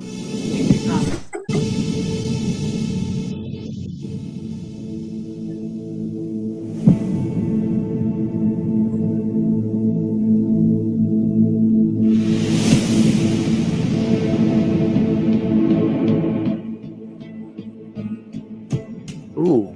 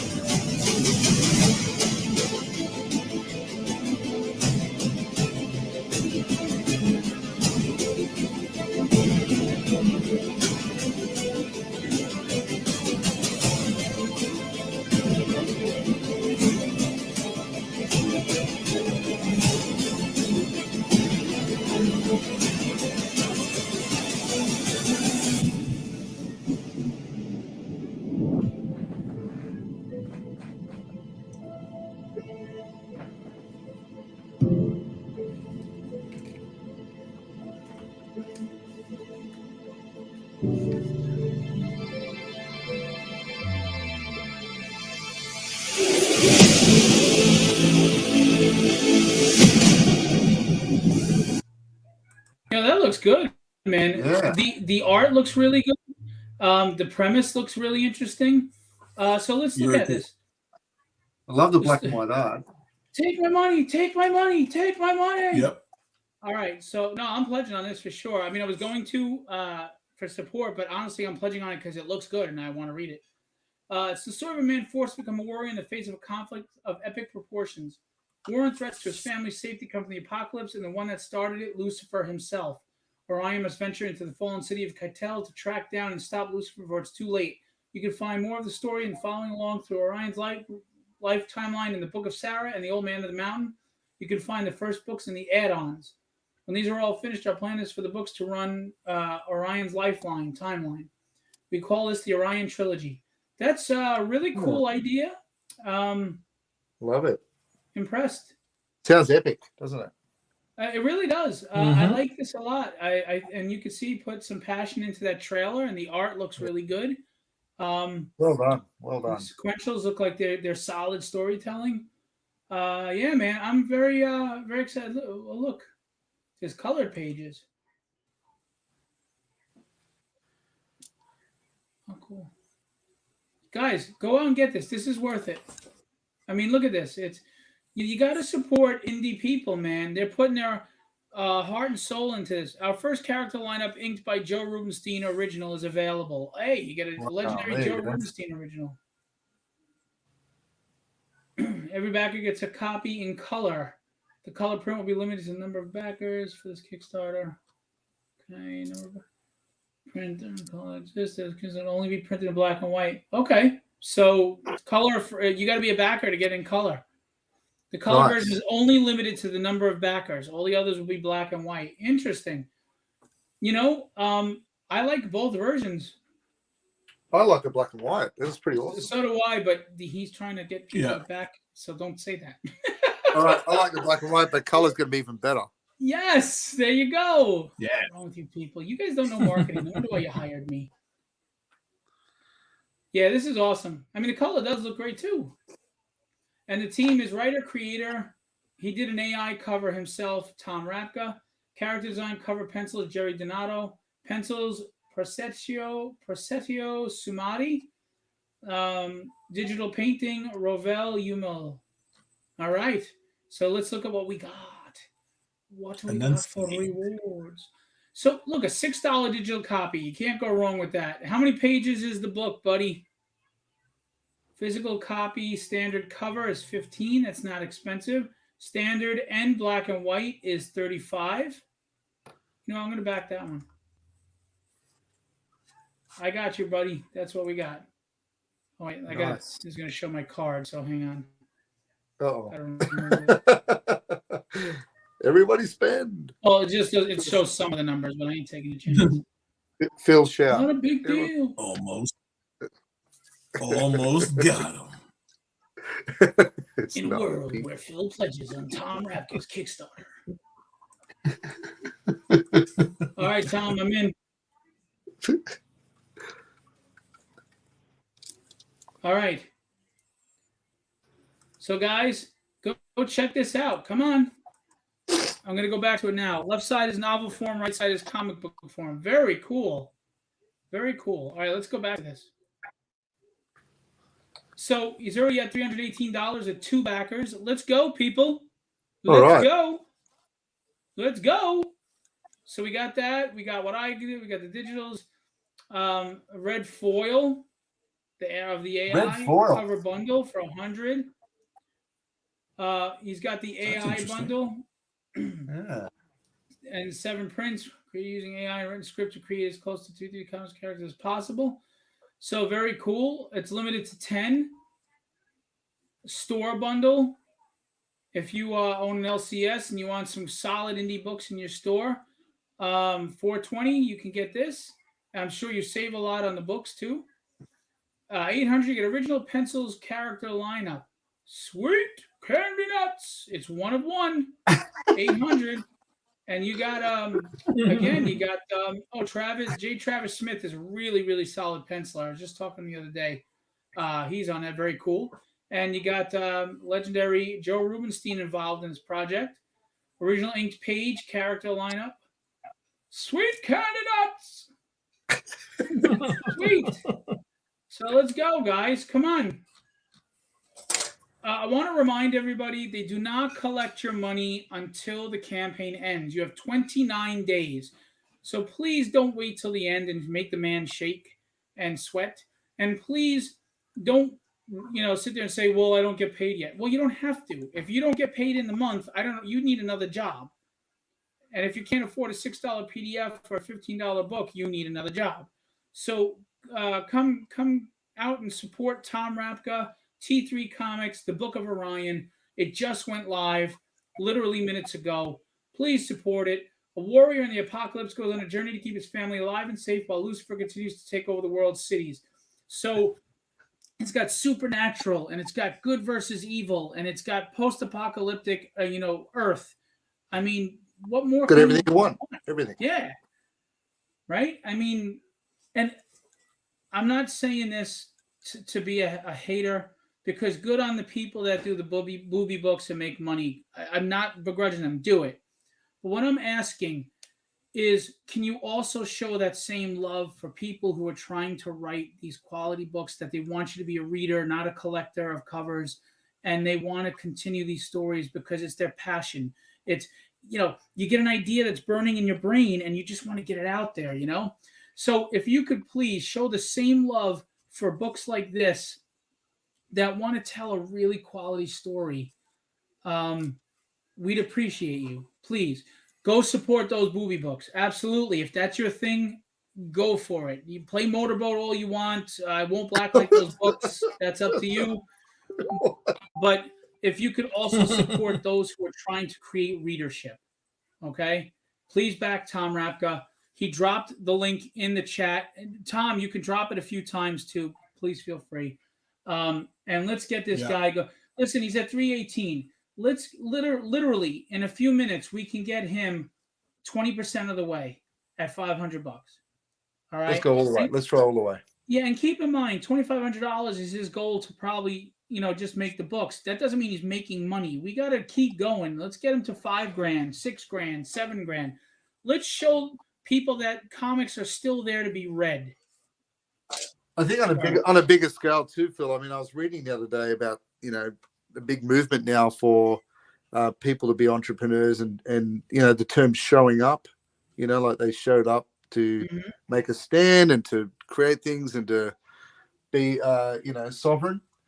This is where it starts. It starts at this creative level, and I applaud anyone like Tom and you and Kenny and people that are saying, you know what, I want to get my stuff out of there. I want to be. Kenny hasn't done shit.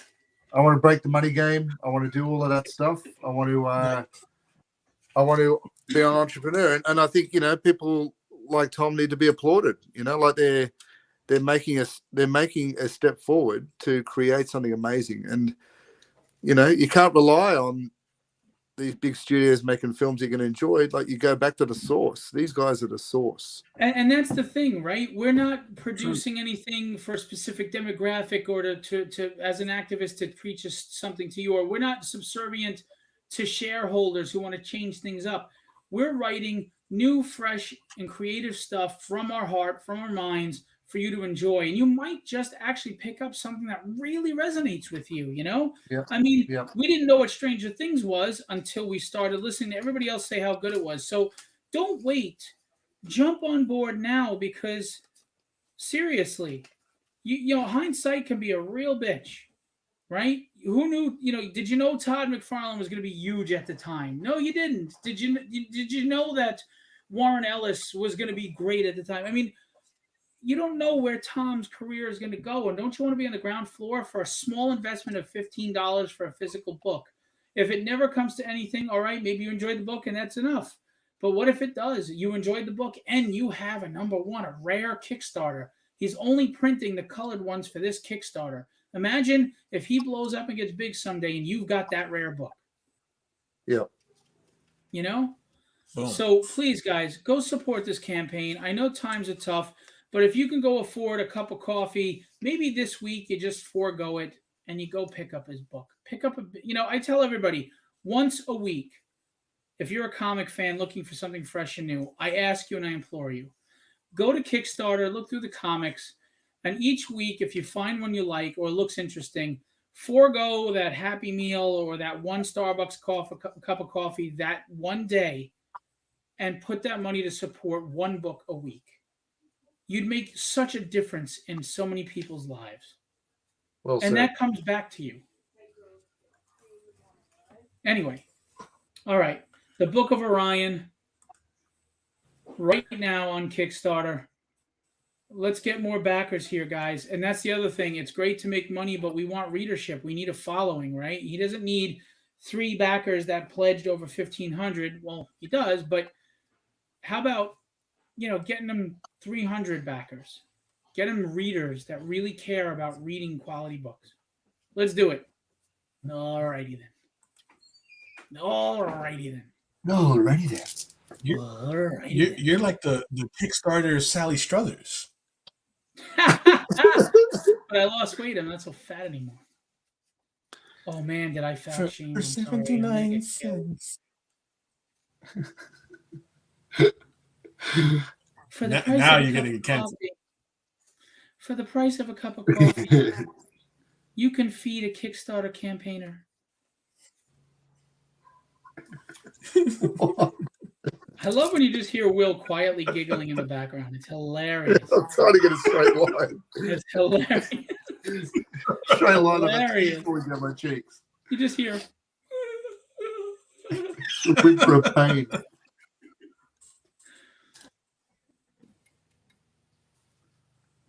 So, yeah, Tom, share it to my page anytime. You can always remind me periodically by sending it in my DM and say, "Can you share this out?" You know how I feel about that. I'm happy to. Not a problem. Um, yeah, not a problem. I'll do it again for you at whatever time. If you even want to come on my live stream, I'll interview you and we'll go ahead and plug the campaign. Let me know. Just reach out to me in DM.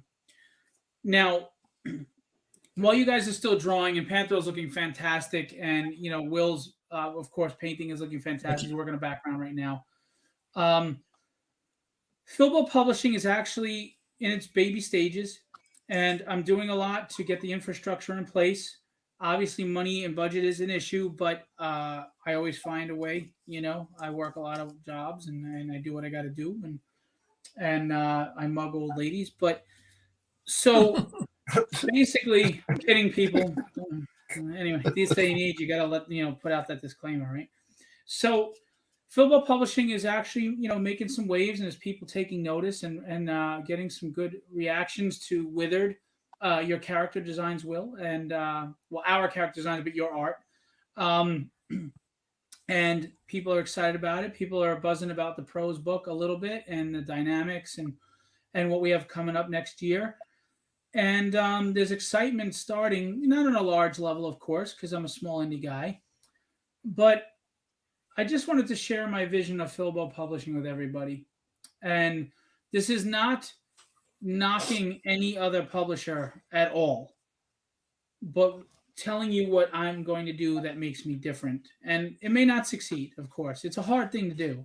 It's very hard. And I've got to weather some financial storms because you don't make a lot of money. You're going to lose money at first. But I am going to be going and getting distribution at some point. I'm purposely waiting, but I'm pretty confident I'll have it.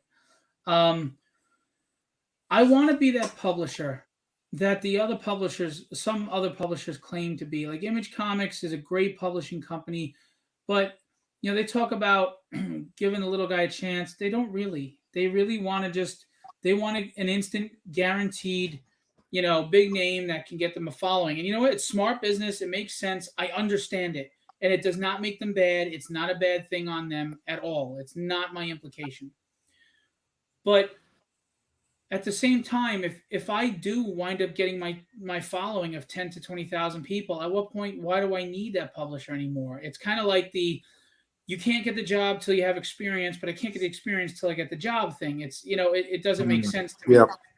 And I want to be that publisher. And I'm not saying I can do it at a large level because it is a risk. And I'm going to have to be very strict on who I take the risk on because it's my money. I can't lose. But if I'm making money in other avenues that I can afford to take a risk, I want to take a risk on that small indie guy that is really pushing hard to just get their chance and get out there and get them a monthly distribution and see how it goes. Nobody else is doing that. Now, like Source Point Press and Scout, they do take on those little guys, and it's a wonderful thing, and they do a great job with them. But what their model is, they don't want ongoing series. They want self-contained stories. And my problem with that is, here's an example. Look at how we are with streaming services, right? You do you do the 8-episode arc of She-Hulk or Moon Knight or whatever, and people buzz about it, and then nobody talks about it anymore because the 8 episodes are over, everybody's seen it, it's done. But the good news is that's Disney and Marvel, etc. So they have such a big audience that they'll be back next year. Here's the problem with nobody, and you have that model where you put out a self-contained trade paperback, and the people push and buy the book, but now it's 6 months before you get or a year before you get this volume 2 trade paperback out. You're starting all over again. Your momentum is gone. You're starting all over. It takes an ongoing series to create that momentum for people to build. There's no snowball effect if the ball isn't rolling in a direction consistently. So, and I'm wrong. And this could backfire and blow up in my face, and I could lose a lot of money. But I'm willing to take risks. I mean, that's how you get here, right? That's how you succeed. So I want to take on ongoing series. I have other plans that I can't discuss now because there are talks going on. But in regards to the small guy, quote unquote small guy, like myself, who I am right now, I want to grow the publishing company to get reputable enough and enough capital that I can give that one guy a shot, a real shot to get their book out there and prove what they can do. We don't have that in the comics industry. Everybody talks about the indie scene is booming, and I don't buy it. I'll tell you why. The booby books are booming, but there's no readership really in indie books. They're cover collectors, they're booby book collectors. There's not a lot of readers, in my opinion.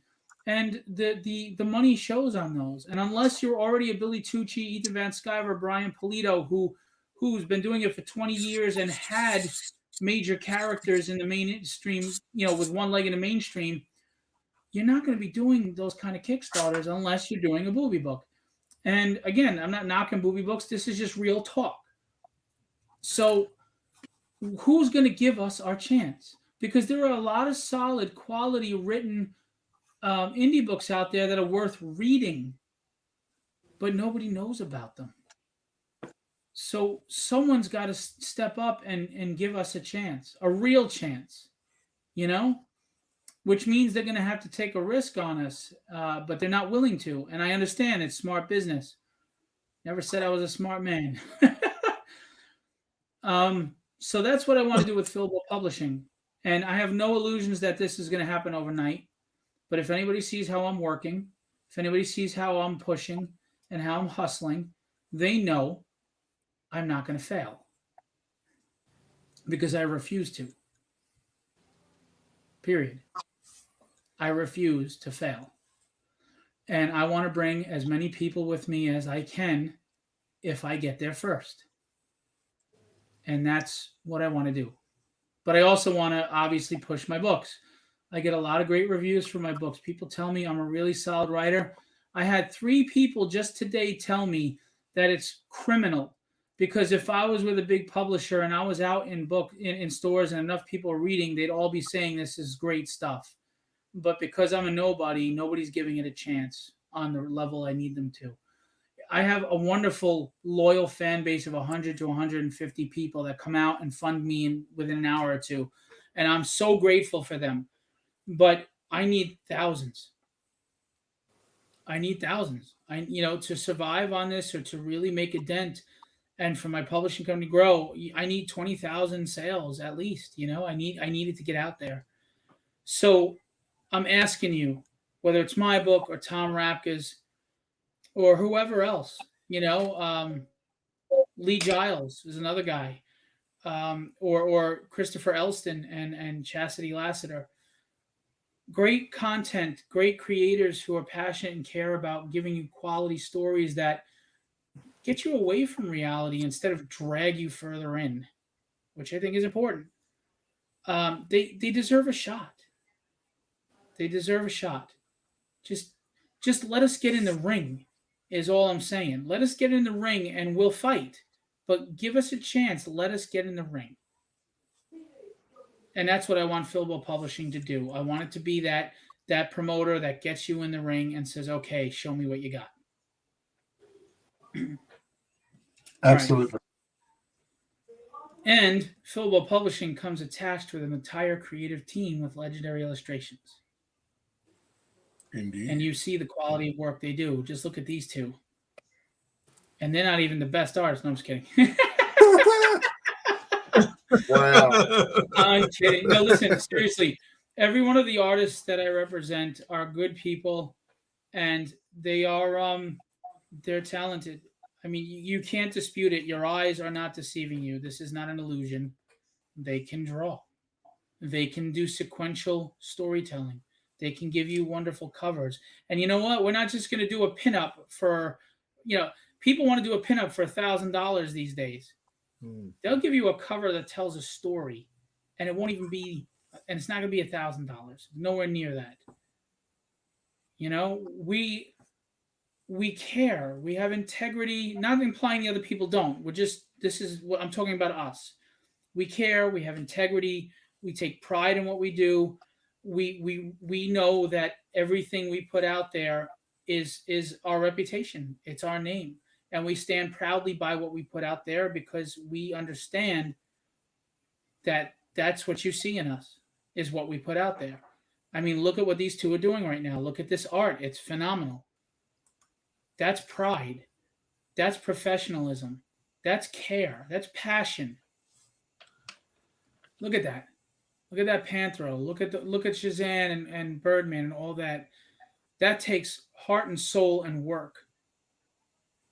Randy Funk, real quick, Tom Rapka wanted to let everybody know, myself included, he's not just doing one series, he's building a universe. It's hard doing Kickstarters a bunch of times that are number ones. You're right. But statistics show number ones actually sell more than number twos. So hopefully you have a fantastic, you got a third backer, $341, Tom. So he's creating a universe. The hours that are put into creating these worlds. Now, I get it. When you're a consumer, my money doesn't care about how many hours it took you to do anything because my money's got to go to what I feel is worth it. And you're right, and you should feel that way. But how do you know it's not worth it until you try it? You know, don't be that kid that says, I don't like that food. How do you know you didn't try it? Try it first. Sample it. And then give me a decision. You can't tell me I'm a good or a bad writer until you find out. And that's the tough thing about being a writer. With an artist, at least you can look at this live stream and go, you know what? I've determined in 5 seconds I like Kenny's art. I like Will's art. I love it. But how do you do that as a writer? I got to get you to read it. And that means an attention span. And that means an investment. I gave out a free PDF of Tragedy 1 to a good 15 people and more. 3 people got back to me with answers, which tells me they either didn't read it, they didn't like it, and they didn't want to tell me, or nobody thinks to follow up. Because Christopher Ellison said it best. He goes, the problem is there's so many people saying good things about, he used my book as an example. He did. He goes, so many people saying good things about Tragedy, but who's talking about it? Who's creating a buzz? Create a buzz. Talk about it. Randy Funk said something, and it actually looks like it might be nice, and that's shocking because he never says nice things about me. Let's see. Solid writing, the latest issue of Tragedy, which is basically a superhero book, but had exactly 1 page of action, yet kept me interested the whole way through. If you can do an entire issue of character development and keep me interested with my short attention span, that's an achievement. Wow, thank you, man. I really appreciate that. That's very kind of you. I had to do an issue of exposition because of the events of the book. It just makes sense for the story. Writing for the long haul. I'm writing a story that matters and people can relate to. I'm not an activist. It's not my pulpit. I'm not pushing an agenda. I'm not telling you what to think. I'm just putting a story in front of you for you to enjoy with characters that I think you can relate to on an emotional level. We need to find characters that we really resonate with, relate to, enjoy. That maybe we feel like, hey, that's how I feel. I get that. I had a guy run up to me in Vegas who bought the first 3 issues. He ran up to me the next day. He read them overnight, and he goes, Breath of the Dragon's my favorite character. I relate to him so much because of this, this, and this. And I cannot tell you how wonderful that is to hear. Being a nobody writer, just trying to put it out there. Because we're putting our, just like these artists, we're really throwing our vulnerable side out there. Because we're open to tons of critique. We're open to tons of vitriol, which could come because, this world is kind of getting colder and cooler and more brazen. And we're exposing our heart and soul to you guys when we put our creations out there, So when you hear feedback like that, it makes you feel like maybe I can do this. Maybe I'm not wasting my time. Maybe there is something to this. And you're giving someone a spark of hope. And honestly, that's the greatest gift you can give anybody is just give them that spark of hope. Phil, in all the things that you just said, there's probably one thing I don't agree with, and that is that the big companies are doing what they're doing and they're making a smart business choice. I don't think they are. I think what they're doing is very reductive. You see, smart for them. It's not smart for the industry. I don't think in the end, I don't think it's going to be smart for them. I mean, I think if you're not seeking new opportunities, new talent, if their talent if the process of getting talent into their business is flawed and everyone can see it, including them, most of the time, then they're not getting the right people in front of the boards, or they're not progressing or finding new and different ways of telling stories because the artwork's different. So it's at the end. I mean, really, it's. I think what you're supporting is you're going to be supporting indie creators that are doing amazing stuff. Now, I've never been a big Kickstarter guy. It's only been the last couple of things that you've been doing that I've actually got on and had a look at Kickstarter. And I am pleasantly surprised at the amount of creators out there that are doing really well, that are creating really interesting content. And that is refreshing. I agree. But you know why? I don't know. I agree and disagree with you at the same time. As if this was the 90s or the 80s, I would agree with your assessment. But the problem is, people don't want fresh and new today. They say they do, but they keep sucking up all the old regurgitated garbage. Yeah. And I don't even think people know what good entertainment is anymore. Not because they're not buying my book. I'm not saying that. I'm saying in general, I think we've been oversat.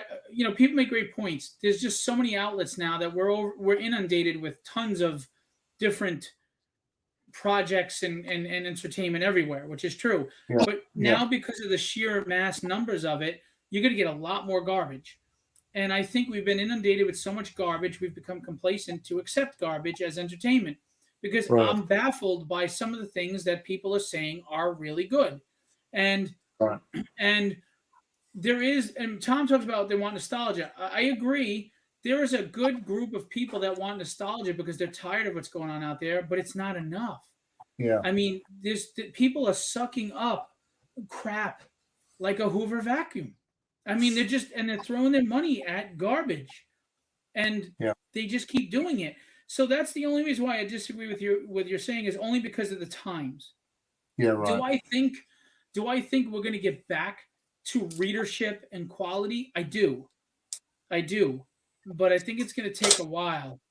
But you know what?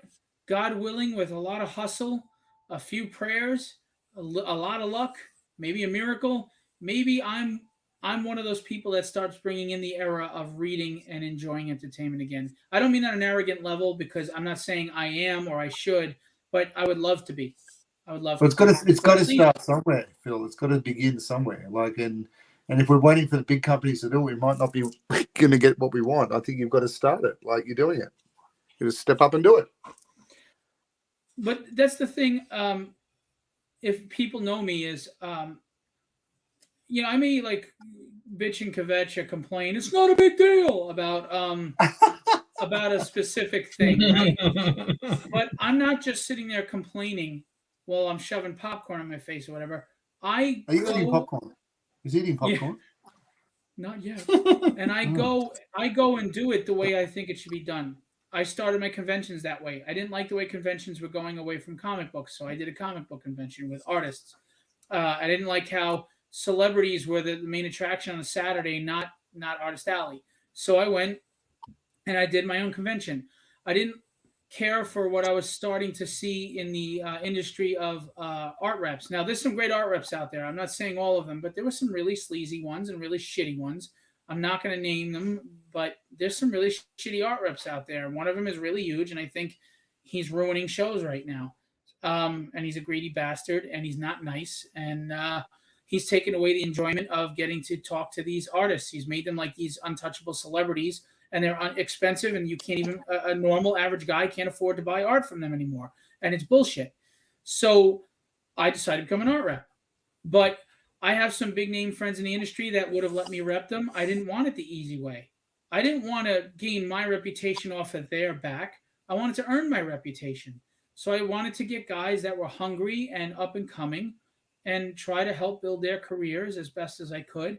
And we work it up together because I'd rather do that. I want to earn my stripes. That's the only way I'll be proud of myself. I want to earn them. Don't hand me a damn thing, but let me get in the ring. I'll lace up and I'll fight the 12 rounds. I'll fight 15 rounds. All right? But just let me get in the ring. Hi. You okay, boo-boo butt? Still not feeling good? I'm sorry. It's a live show. You asked me after the show started. Is he talking to you, Kenny, or me? Is it one? No, Melanie. Oh. Feel better, okay? Bear doesn't feel well. Oh no. Feel better, sweetie. It's not a big deal.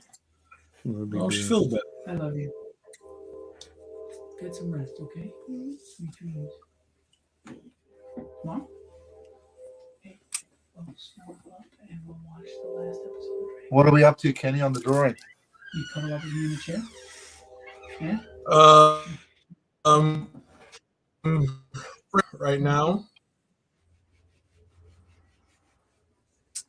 as I'm rendering the leg, I'm trying to decide whether or not I should go full shadow on the belt because he's essentially leaning forward, right? Right. Or just kind of hatch a like a mid-tone value on the belt, right? To to get that sense of depth. Can you throw it in pencil first? I think I'm in a good spot. Yeah, I do. Yeah, that's what I'm gonna do. I'm like, it's one of those. I'm sure you go through the same thing. It's one of those things that as you render, like you need.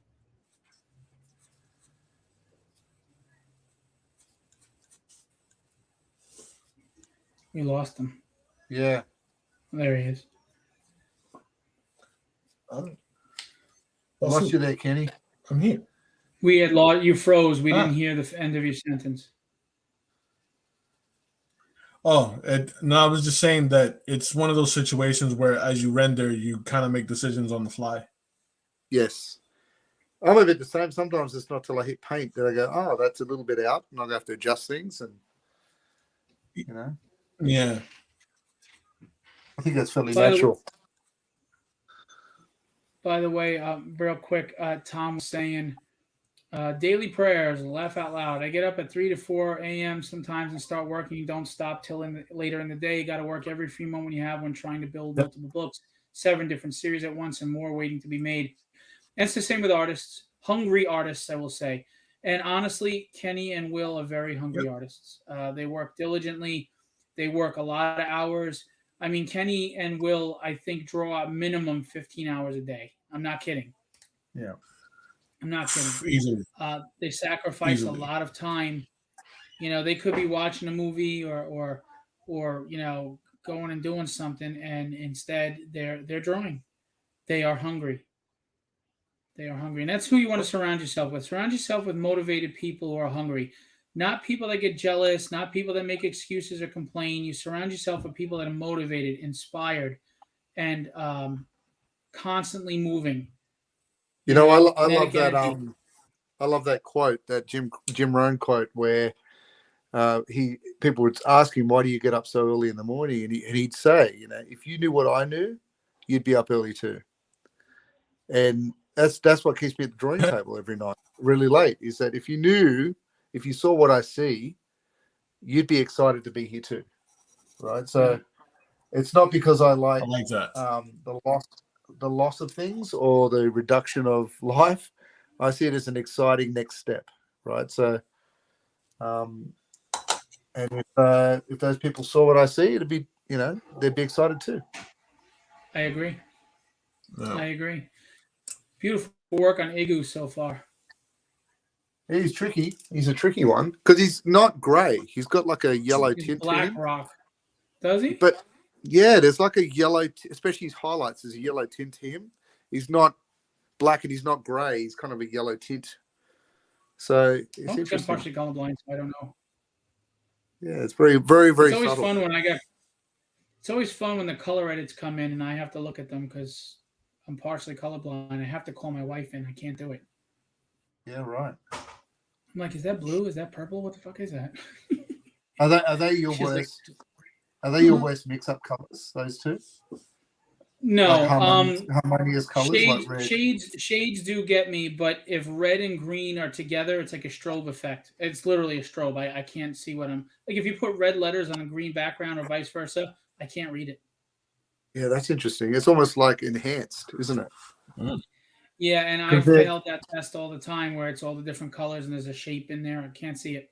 because they are complementary colors. They're meant to clash, but it's almost like they're Christmas it's is a bitch, enhanced. man. It's enhanced for you, Yeah. The Christmas elf is your worst enemy. Yeah. And here's the other thing. I used to have a bathroom wallpaper in an old house I used to live in, and it was vertical lines that were green and red. Yeah, right. I What about blue? literally same with could blue not and tell orange? where the corner of the wall met. It looked like one flat wall all around. It was really weird. Oh. So blue That's and orange, crazy. purple and yellow do the same thing, so they strobe as well with you? No, they don't strobe. But like I can tell blue from orange, but if you orange from a certain yellow, I can't. Or neon green and yellow, I can't. Ah, Certain pinks and purples, I can't. Purples and maroons. Sometimes maroon from a distance looks black. yeah. Shades of red. You know, I can't do it. I can't do it. Like I know your background is blue. I know that Birdman has black, red, and yellow in him because they're Yep. distinct. But if you put like a neon green next to Birdman, I would not Yep. know it was different than the yellow. All right. Okay. Wow. Yeah, and if you put a dark orange next to that red, I wouldn't know the difference. Yeah.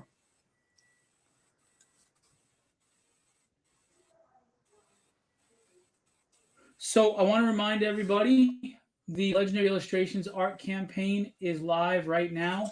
We have not received any upswing yet during this show. Come on, people. Let's do this, please. Come But on. we are fully funded. Indeed. And 90 fully minutes. funded and then some. In 90 minutes. Yeah. Guys, come on. Please. Let's go. Do it. Back at this Bit of a project shout out right to now. Phil. Bit of a shout out to remember the amazing work of our Batman voice actor that passed away this week. Mm-hmm. Yes, Kevin Conroy. Yeah. And a shout out to Carlos Pacheco, one of the best artists in the industry. Sadly passed very young with ALS, which is just a brutal disease that has no cure. So we've lost a lot of people this year in the art community, in the comic community, in the in this pop culture medium. So our prayers to their family, and God bless their souls, and may they be in a better place. Yep, agreed. Indeed.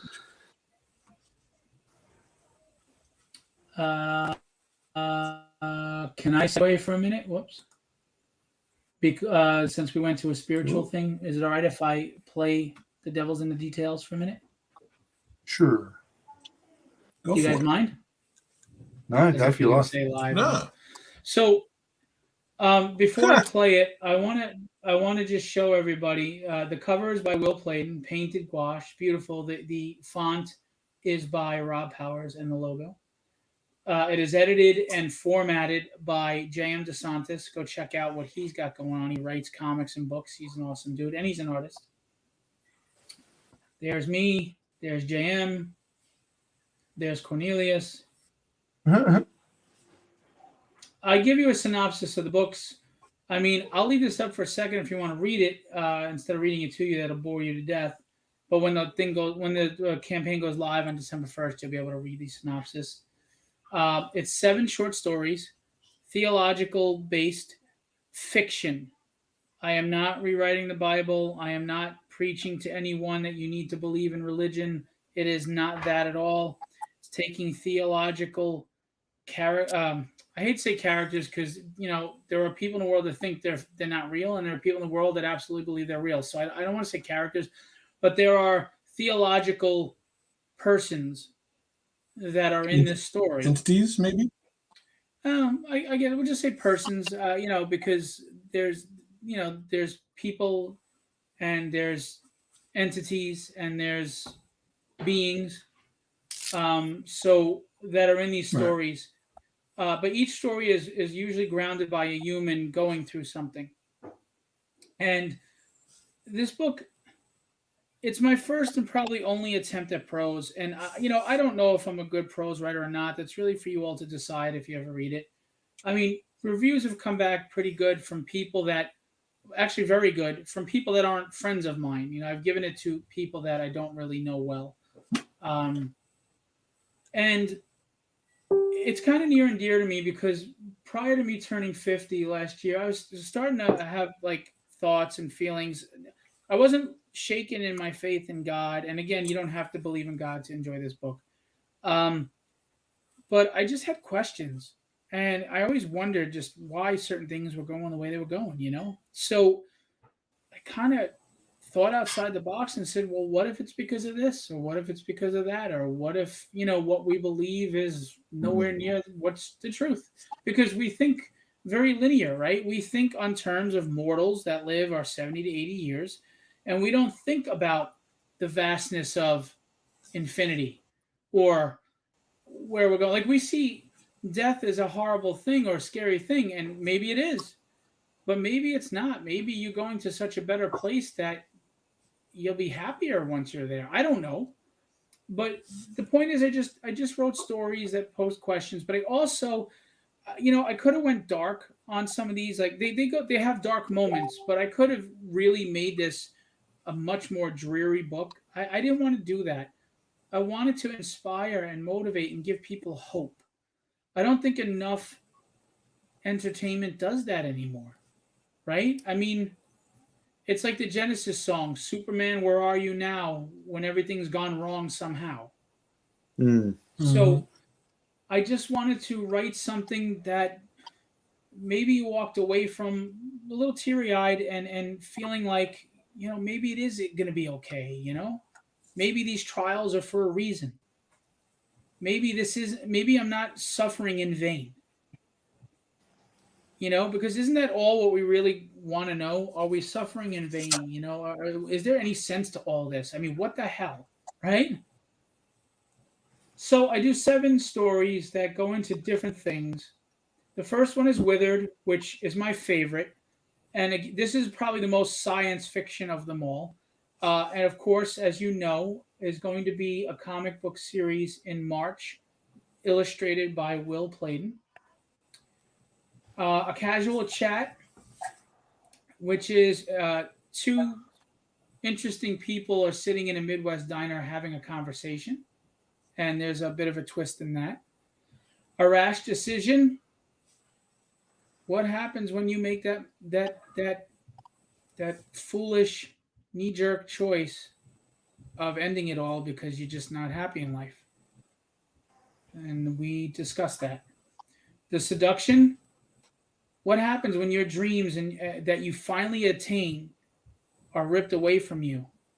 What would you do to get them back or keep them? Would you sell your soul to the devil? In his image. This one is more me than anything. As I hit 50 and I was pondering questions like why there's so many beauties in life and why are we wasting them away working jobs that we hate instead of being able to enjoy the beauty God gave us on earth, and why are we struggling with money and to where maybe we can't even enjoy our kids or our family as much as we'd love to. All the good things. It's you could say you're rich for having them, but I'm not rich if I can't really enjoy them. In due time, it's often talked about a mother's love and what she would do for her kids, but what lengths would a father go to for his children? What sacrifices would he make? And then there's a mother's love. Would a mother face the devil himself to save her child from death? So I go into a lot of human emotional topics. I throw in theological things like Satan and his influence and God. And you don't have to be religious. You could be an atheist and enjoy them for what they are. If you're very strict in belief of the Bible, I am not trying to tell you your beliefs are wrong, that the Bible doesn't exist or it's not true. I'm not saying that at all. I'm just creating stories. And stories that have themes that hopefully touch your heart, maybe inspire you, make you feel like it'll be all right. And then they give you the first several pages of the book so you can understand what my writing is like. You can see for yourself and decide if you like it or not. And then there's the book cover. showing you the tier. It's a beautifully painted book by Will Playdon. This is Archangel Michael on the cover. Plays a big part in Withered. Um, I won't tell you who they are, but that's the casual chat. This is a rash decision. This is in his image, and this is Withered as well. So, just a beautifully rendered cover. Thank you, Will, for knocking it out of the park. I can't wait to get that cover from you. So for the stretch goals, we have a really nice bookmark. The goal is only $500. It's a $12 book and it's a $10 e-book. So I'm still going to have a lot of backers to make my goal, and I hope I do. But if we hit 750, we'll unlock this beautiful bookmark by Will. 1,500, if we miraculously hit that, I don't expect to be honest with you. This awesome metal bookmark of the Archangel versus the Demon, painted again, illustrated by Will Playdon. And then if we hit 3,000, which I have no expectations at all, you'll get a comic size print of the cover without the logo. It's a very simple one. And on the campaign, I do have a tier. We have the donation tier. You can pledge whatever you want if you just want to help out. The Devil's in the Details ebook, 86 pages in ebook format. It's already formatted thanks to J.M. DeSantis. We have the $12 book, which is the physical book, but you also get the ebook format with it. So you can read it on your Kindle or you can read it physically. And then we have, for $250, an original art tier by Will Playdon. It's 11 by 17, inked full figure choice with background. I said, please note the art is being mailed from Australia and shipping costs are high. What I did was I just included half the shipping cost into that price. I'm going to eat up some of the shipping on that to try to help out. But so you can get original art. It's limited to 4 because Will's on 3 books right now. He's already got the art tiers. He's got to do 4 legendary art books, and he'll have this. So Will has not seen his kids in like 3 years, and he probably hasn't eaten or pissed either. Oh, I love the kids. Yeah. Yeah. I'm going to show you the trailer for this. That was done by Rob Powers beautifully. Thank you, Rob. Rob even did the narration, the voice acting. I really honestly have no expectations for this book. I don't expect it to do. I don't even know if it'll fund. It's a prose book, not a comic book. It does lead to a comic series, but if you wouldn't mind, this really is important to me. It's a passion project to me. I poured a lot of myself out into this book, a lot of my heart into this book. It was very emotional for me writing this, to be honest with you. And I'm not trying to sell emotion as a marketing ploy. I'm being just very genuine and honest. This was a lot of me in here and writing from really deep in my soul. And you know, if you don't pledge, that's fine. If you read it and you don't like it, I understand, that's fine too. But I promise you, I wrote this with the utmost passion. So here we go.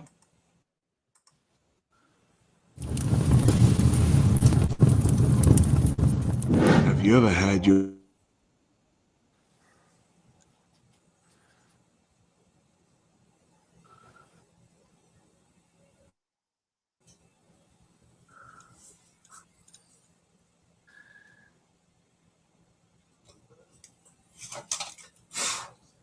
Kenny, did we get sent backstage? What happened? Gee, no, I don't know. We lost the connection. Hang on, you there?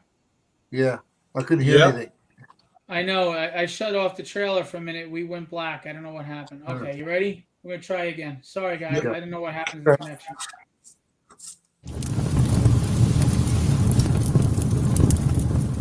Have you ever had your faith and spirituality shaken? Has life had you questioning how and why bad people exist? Why we slave at jobs we hate, or why bad things happen? Do you look inward at what motivates you to keep moving forward despite the hardships of life? These 7 short tales explore the many possible reasons and motivations in an interesting and fictitious way. You don't need to be religious to enjoy these tales that intend to inspire. We may not have all the answers, but these stories make you think of possibilities many never considered.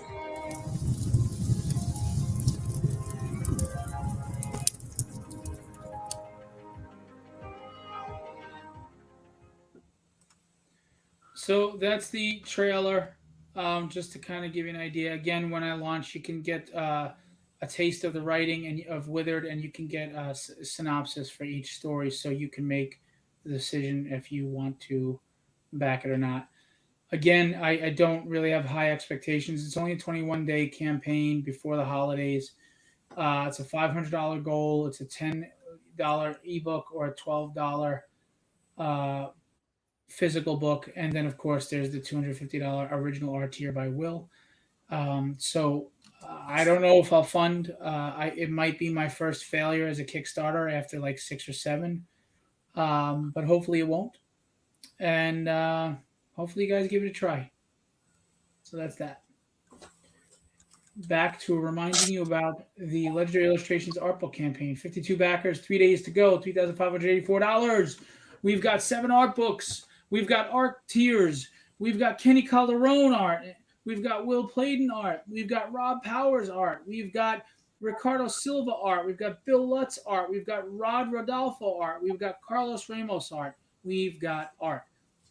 Please back it and support these artists. They work very hard. We're trying our best to provide quality art at champagne level quality, but beer prices. Let's get back to their drawing, and we're going to cut this short within 12 minutes because my daughter is upset I didn't cuddle with her, and I got to go say goodnight. So let's take a look at Thundercats. Panther's looking sweet. Sweet candy nuts. Thank you. Thank you, thank you, thank you. I'm just going to call Will at like 3 in the morning and go, sweet candy nuts, and just like, It's going to be my ringtone. Yeah. Your wife's going to be like, what the hell was that? The hell is that alarm call? Yeah, that's looking great, man. Nice job on this belt buckle, too. Thank you. It's all about precision. And what character will you be working on next week? I'm gonna do the twins up here, and then I'm gonna ink them, and then like I'm gonna try throughout the course of the week try to like render in like just loose gestures of the other remaining characters. Undertank? Oh, okay. Cool. Very cool. And let's go over to William.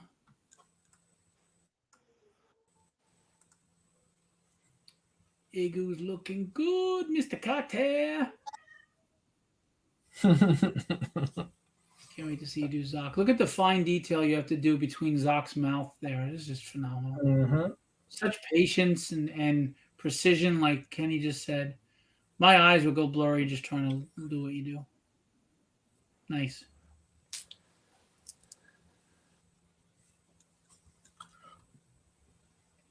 So who are the 4 people left with us? Who are the 4 people that toughed it out for 2 hours and 20 minutes? Or are you newcomers that just came in? Say hi. Tell us what you think of the art.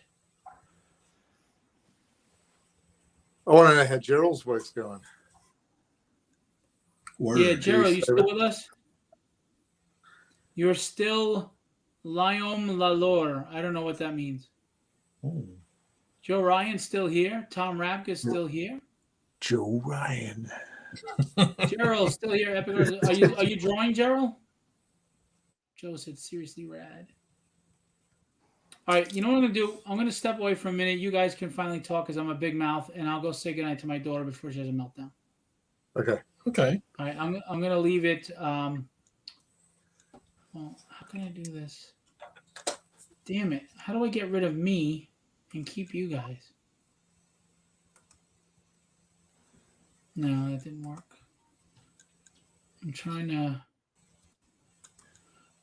Oh, you can show what you did, Gerald, and then finish it up and post later. All right, I'll do this so you guys get a close-up on their art, and I'll be back. I wish I could minimize my window, but I can't. All right, I'll be right back, guys. I'm sorry, but my daughters come first. Cute. No, do you think?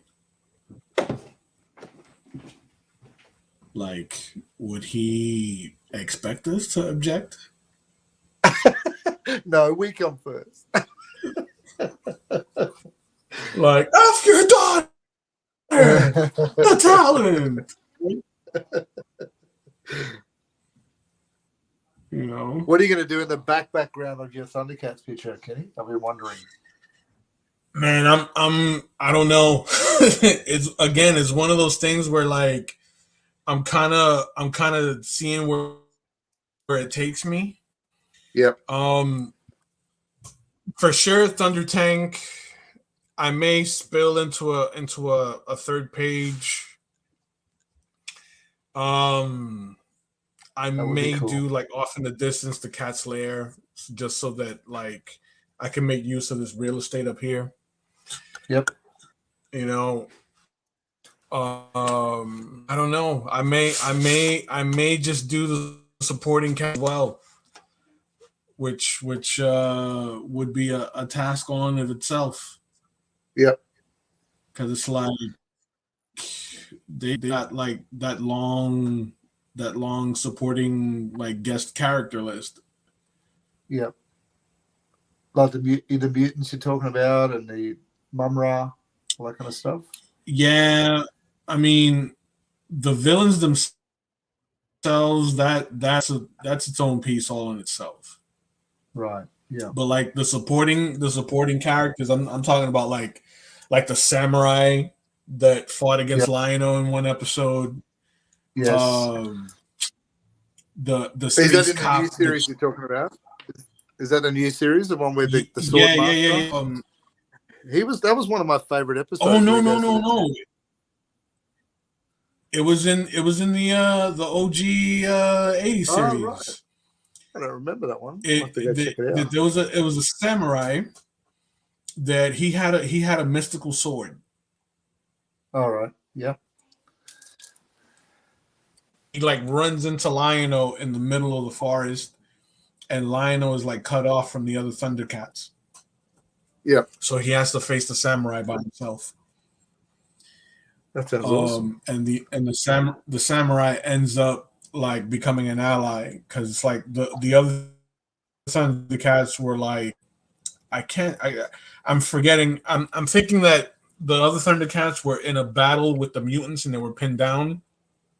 Yep. Or like they were up against Mumra by themselves, and Lion-O was on the way there. Right. And then it was Mumra, as a matter of fact, because Mumra had the samurai under his control. Right. Okay. And had the samurai believing that he was like a show, and that the Lion-O was a Ronin. So it was that whole like, oh, you know, are you honorable kind of episode? You know what I mean? Right. Yeah. But I do awesome. like the space cop too. She had that cool, she's cool. like helmet. So I may branch off into doing, but then again, I might if I do them on this side to the left, I could do a few of them to the right also. Yeah. Right. Did you see my? See where it takes me.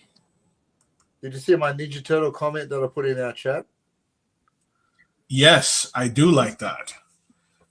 Yeah, because isn't as a matter of fact, Usagi Yojimbo, he's getting a show now.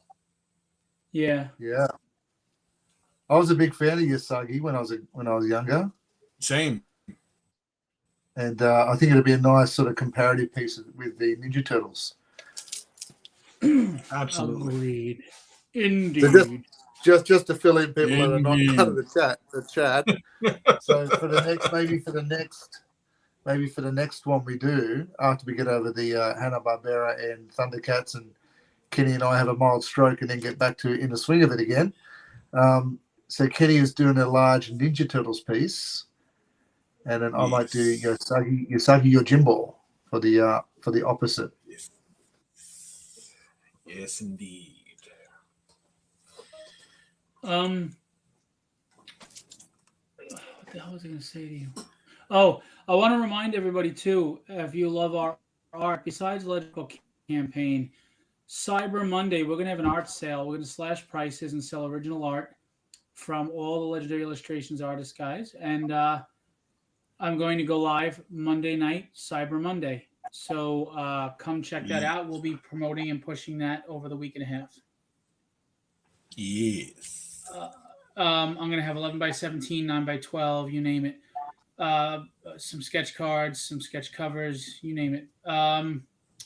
Are we doing this on Black Friday next week, guys? Sure. I don't care. It's up to you guys. I'm fine with it. My wife will be working and I'm off. So I decided I'm not working for the 4 days. Screw this. I'm tired. Yeah. It's up to you guys. Like, you down? Yeah. All right. I'm good with it. All right. As a matter of fact, we could probably Black Friday. Say that again? You know, we can probably do something special for Black Friday. Take a break from the jam and then, do something that's for Black Friday that maybe you can push Cyber Monday. That's a good idea. Sorry, you had broke up on me. What would you want to do Friday instead of the jams? Take a break from the jam to do something special, right? That, can either go that day or for Cyber Monday. Gotcha. Okay.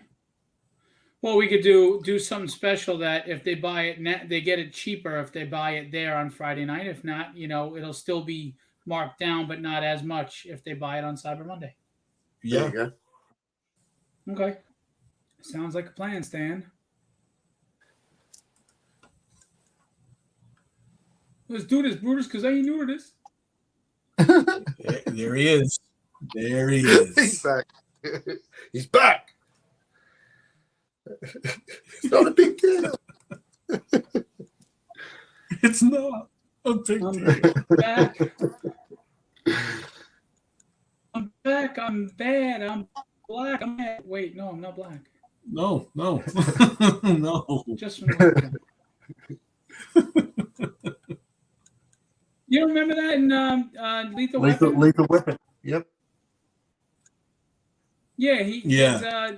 What's his name? Mel Gibson said that. Yeah, no, but Mel Gibson said that to the racist from the South African racist. The South African. Movie people.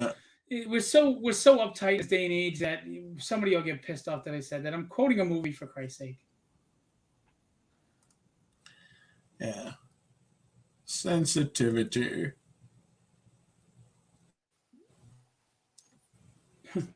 Sensitivity. Okay. I gotta be honest, I was a little shaky about how this Panther was gonna come out. A lot of pressure. Why? Yeah, little Did we shaky. put that pressure on you?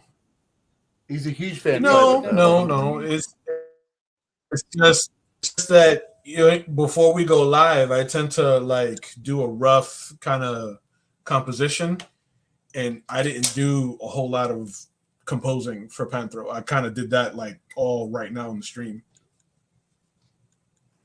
Well, it's working out well.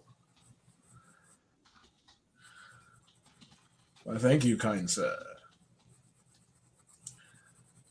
I think it was the jokes. The jokes kind of helped me put me at ease. There you go. We got legendary artists messaging me. Like, do you know we're live, guys? I mean, there's a delay. Now to just get on Phil's nerves, I'm a ask some questions. Oh, Ginormous. here we go. Ginormous question. You know what? It's Ask some 2:31. We're done. ginormous question. 2 hours and 31 minutes. We're done. Okay. Gerald, show me what you got because we are out. Joe, show us what you got because we are outie 5,000. Man, really showing your I age. am down with bad self, Broham. Good job on Oh the. my God. Good job on his boots. Like, good job. Nice. Thank you. Well, thank you very much. Thank you. Indeed. Indeed. And before we go, I just want to remind everybody again, the Book of Orion is live on Kickstarter right now. Tom Rapka's latest project, T3 Comics. Please go give it a try. It looks really good. It deals with Lucifer and demons and hell on earth, basically in a post-apocalyptic world. Has angels. It looks like a really good book. It's illustrated very well, but you won't know that until you buy it. So give it a try, please. Some great stuff going on here. He has an AI cover, but the book itself is illustrated by an artist. So for those of you that are, unhappy with AI, Tom hires artists. So, and this is the artwork. So check it out and give him some support and give him some love. Okay, guys? It's live right now, and let's get him a really good, strong start. I pledged. How about you? So we got 4 backers at $342. Can we get him to $500 in the next 5 minutes? That'd be great. The main cover is painted. Okay, so go support, please. Live right now for 29 days, but don't wait because they don't collect your money until after the 29 days. So don't wait. Go pledge. And don't back out because I'm going to tell you right now, I understand some people have financial issues and I get that. But people who back out in the last day or two, it's cruel. It's cruel, it's mean, and it really sucks. Pledge if you can pledge. All right, Gerald. I'll tell you what. Then Gerald, show it on. I don't know where are you. You might be doing a family thing on Black Friday, or you were around on Black Friday, Gerald. But either way, you can tag us, or you can show it on the next show on Black Friday if you want. At the beginning.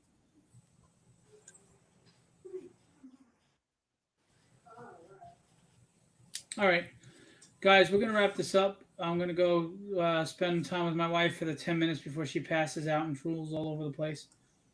Catches flies. It's fun doing stuff to her while she's asleep, too. Not that stuff. What? Be nice. You can't admit to that kind of stuff on a live stream, Phil. Oh, I'm not talking about that, you perv. Not when we do it later. Whoa! I didn't say anything perverted. My wife's 15 years younger than me. I don't have to wait for her to fall asleep. Whoa! Anyway, that's not you're such a slob, Kenny. You're such a slob, Kenny. My God, you really lowered the standards of this show tonight. Oh, I'm you shocked. and your waffles and sleeping wives. What are you doing? What are you doing? I'll put my old man shoes on and come over to that house. Your dad shoes. Yeah, my dad's shoes. High step and Philly. There you go. All right, gentlemen. Before we do the horrible outro that Will does, I'm not doing it. I'm refusing. Yeah, you are doing it. Any last? You gotta get it right, damn it. Any last words, Will? He said, "I'm gonna do it." I'm gonna do it. I tell you what, though, I've watched the last couple. Phil, you've been cutting it off too early. I'm not hearing your little message at the end. Really? The last couple of shows, yeah. The last one, I think it was the image publisher, and you said, "I'll leave you with something as I always do," and it went. Chick. I thought, is that what he meant? Really? I'm leaving you with. That's weird. It didn't end on that. Yeah. That's so weird. Yeah, it's like, is he meaning to cut me off like he always does? Is that what? Oh shit! Is that what he means? That's weird because it didn't shut down on my side. That was weird. I'm just All right, saying, so- I was watching it live, so I just Well, went I'm off. glad to see someone was watching it live. So, what are your last words there for the night? My last words, like messages for the week, kind of thing. Is that what you're thinking about? Support Whatever you want the to say. Kickstarters. I want to support the Kickstarters. Support indie creators. That's the message for today. Support Phil because he's making new grounds. He's a pioneer. And also support our legendary books because it helps to bring forth more legendary books. Indeed. So that's my message. It's no big deal. No big deal. It really isn't in the big picture, but I'm going to do a no big deal campaign. No big deal. Kenny, anything you want to say before we go?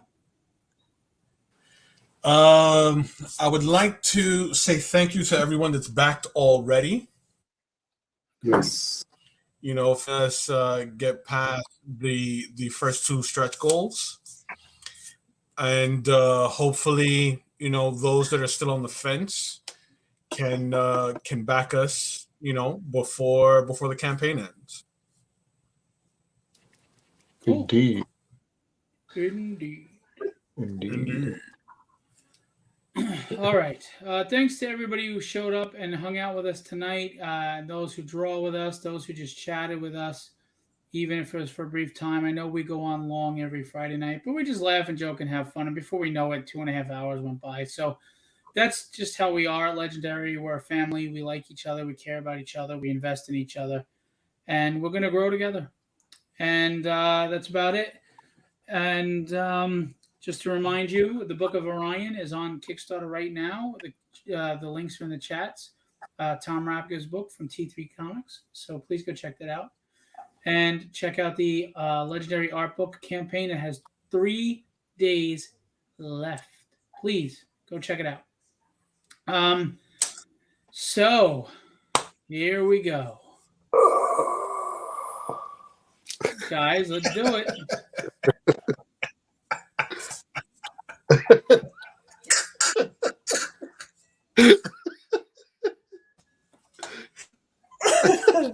All right. Anytime you're ready.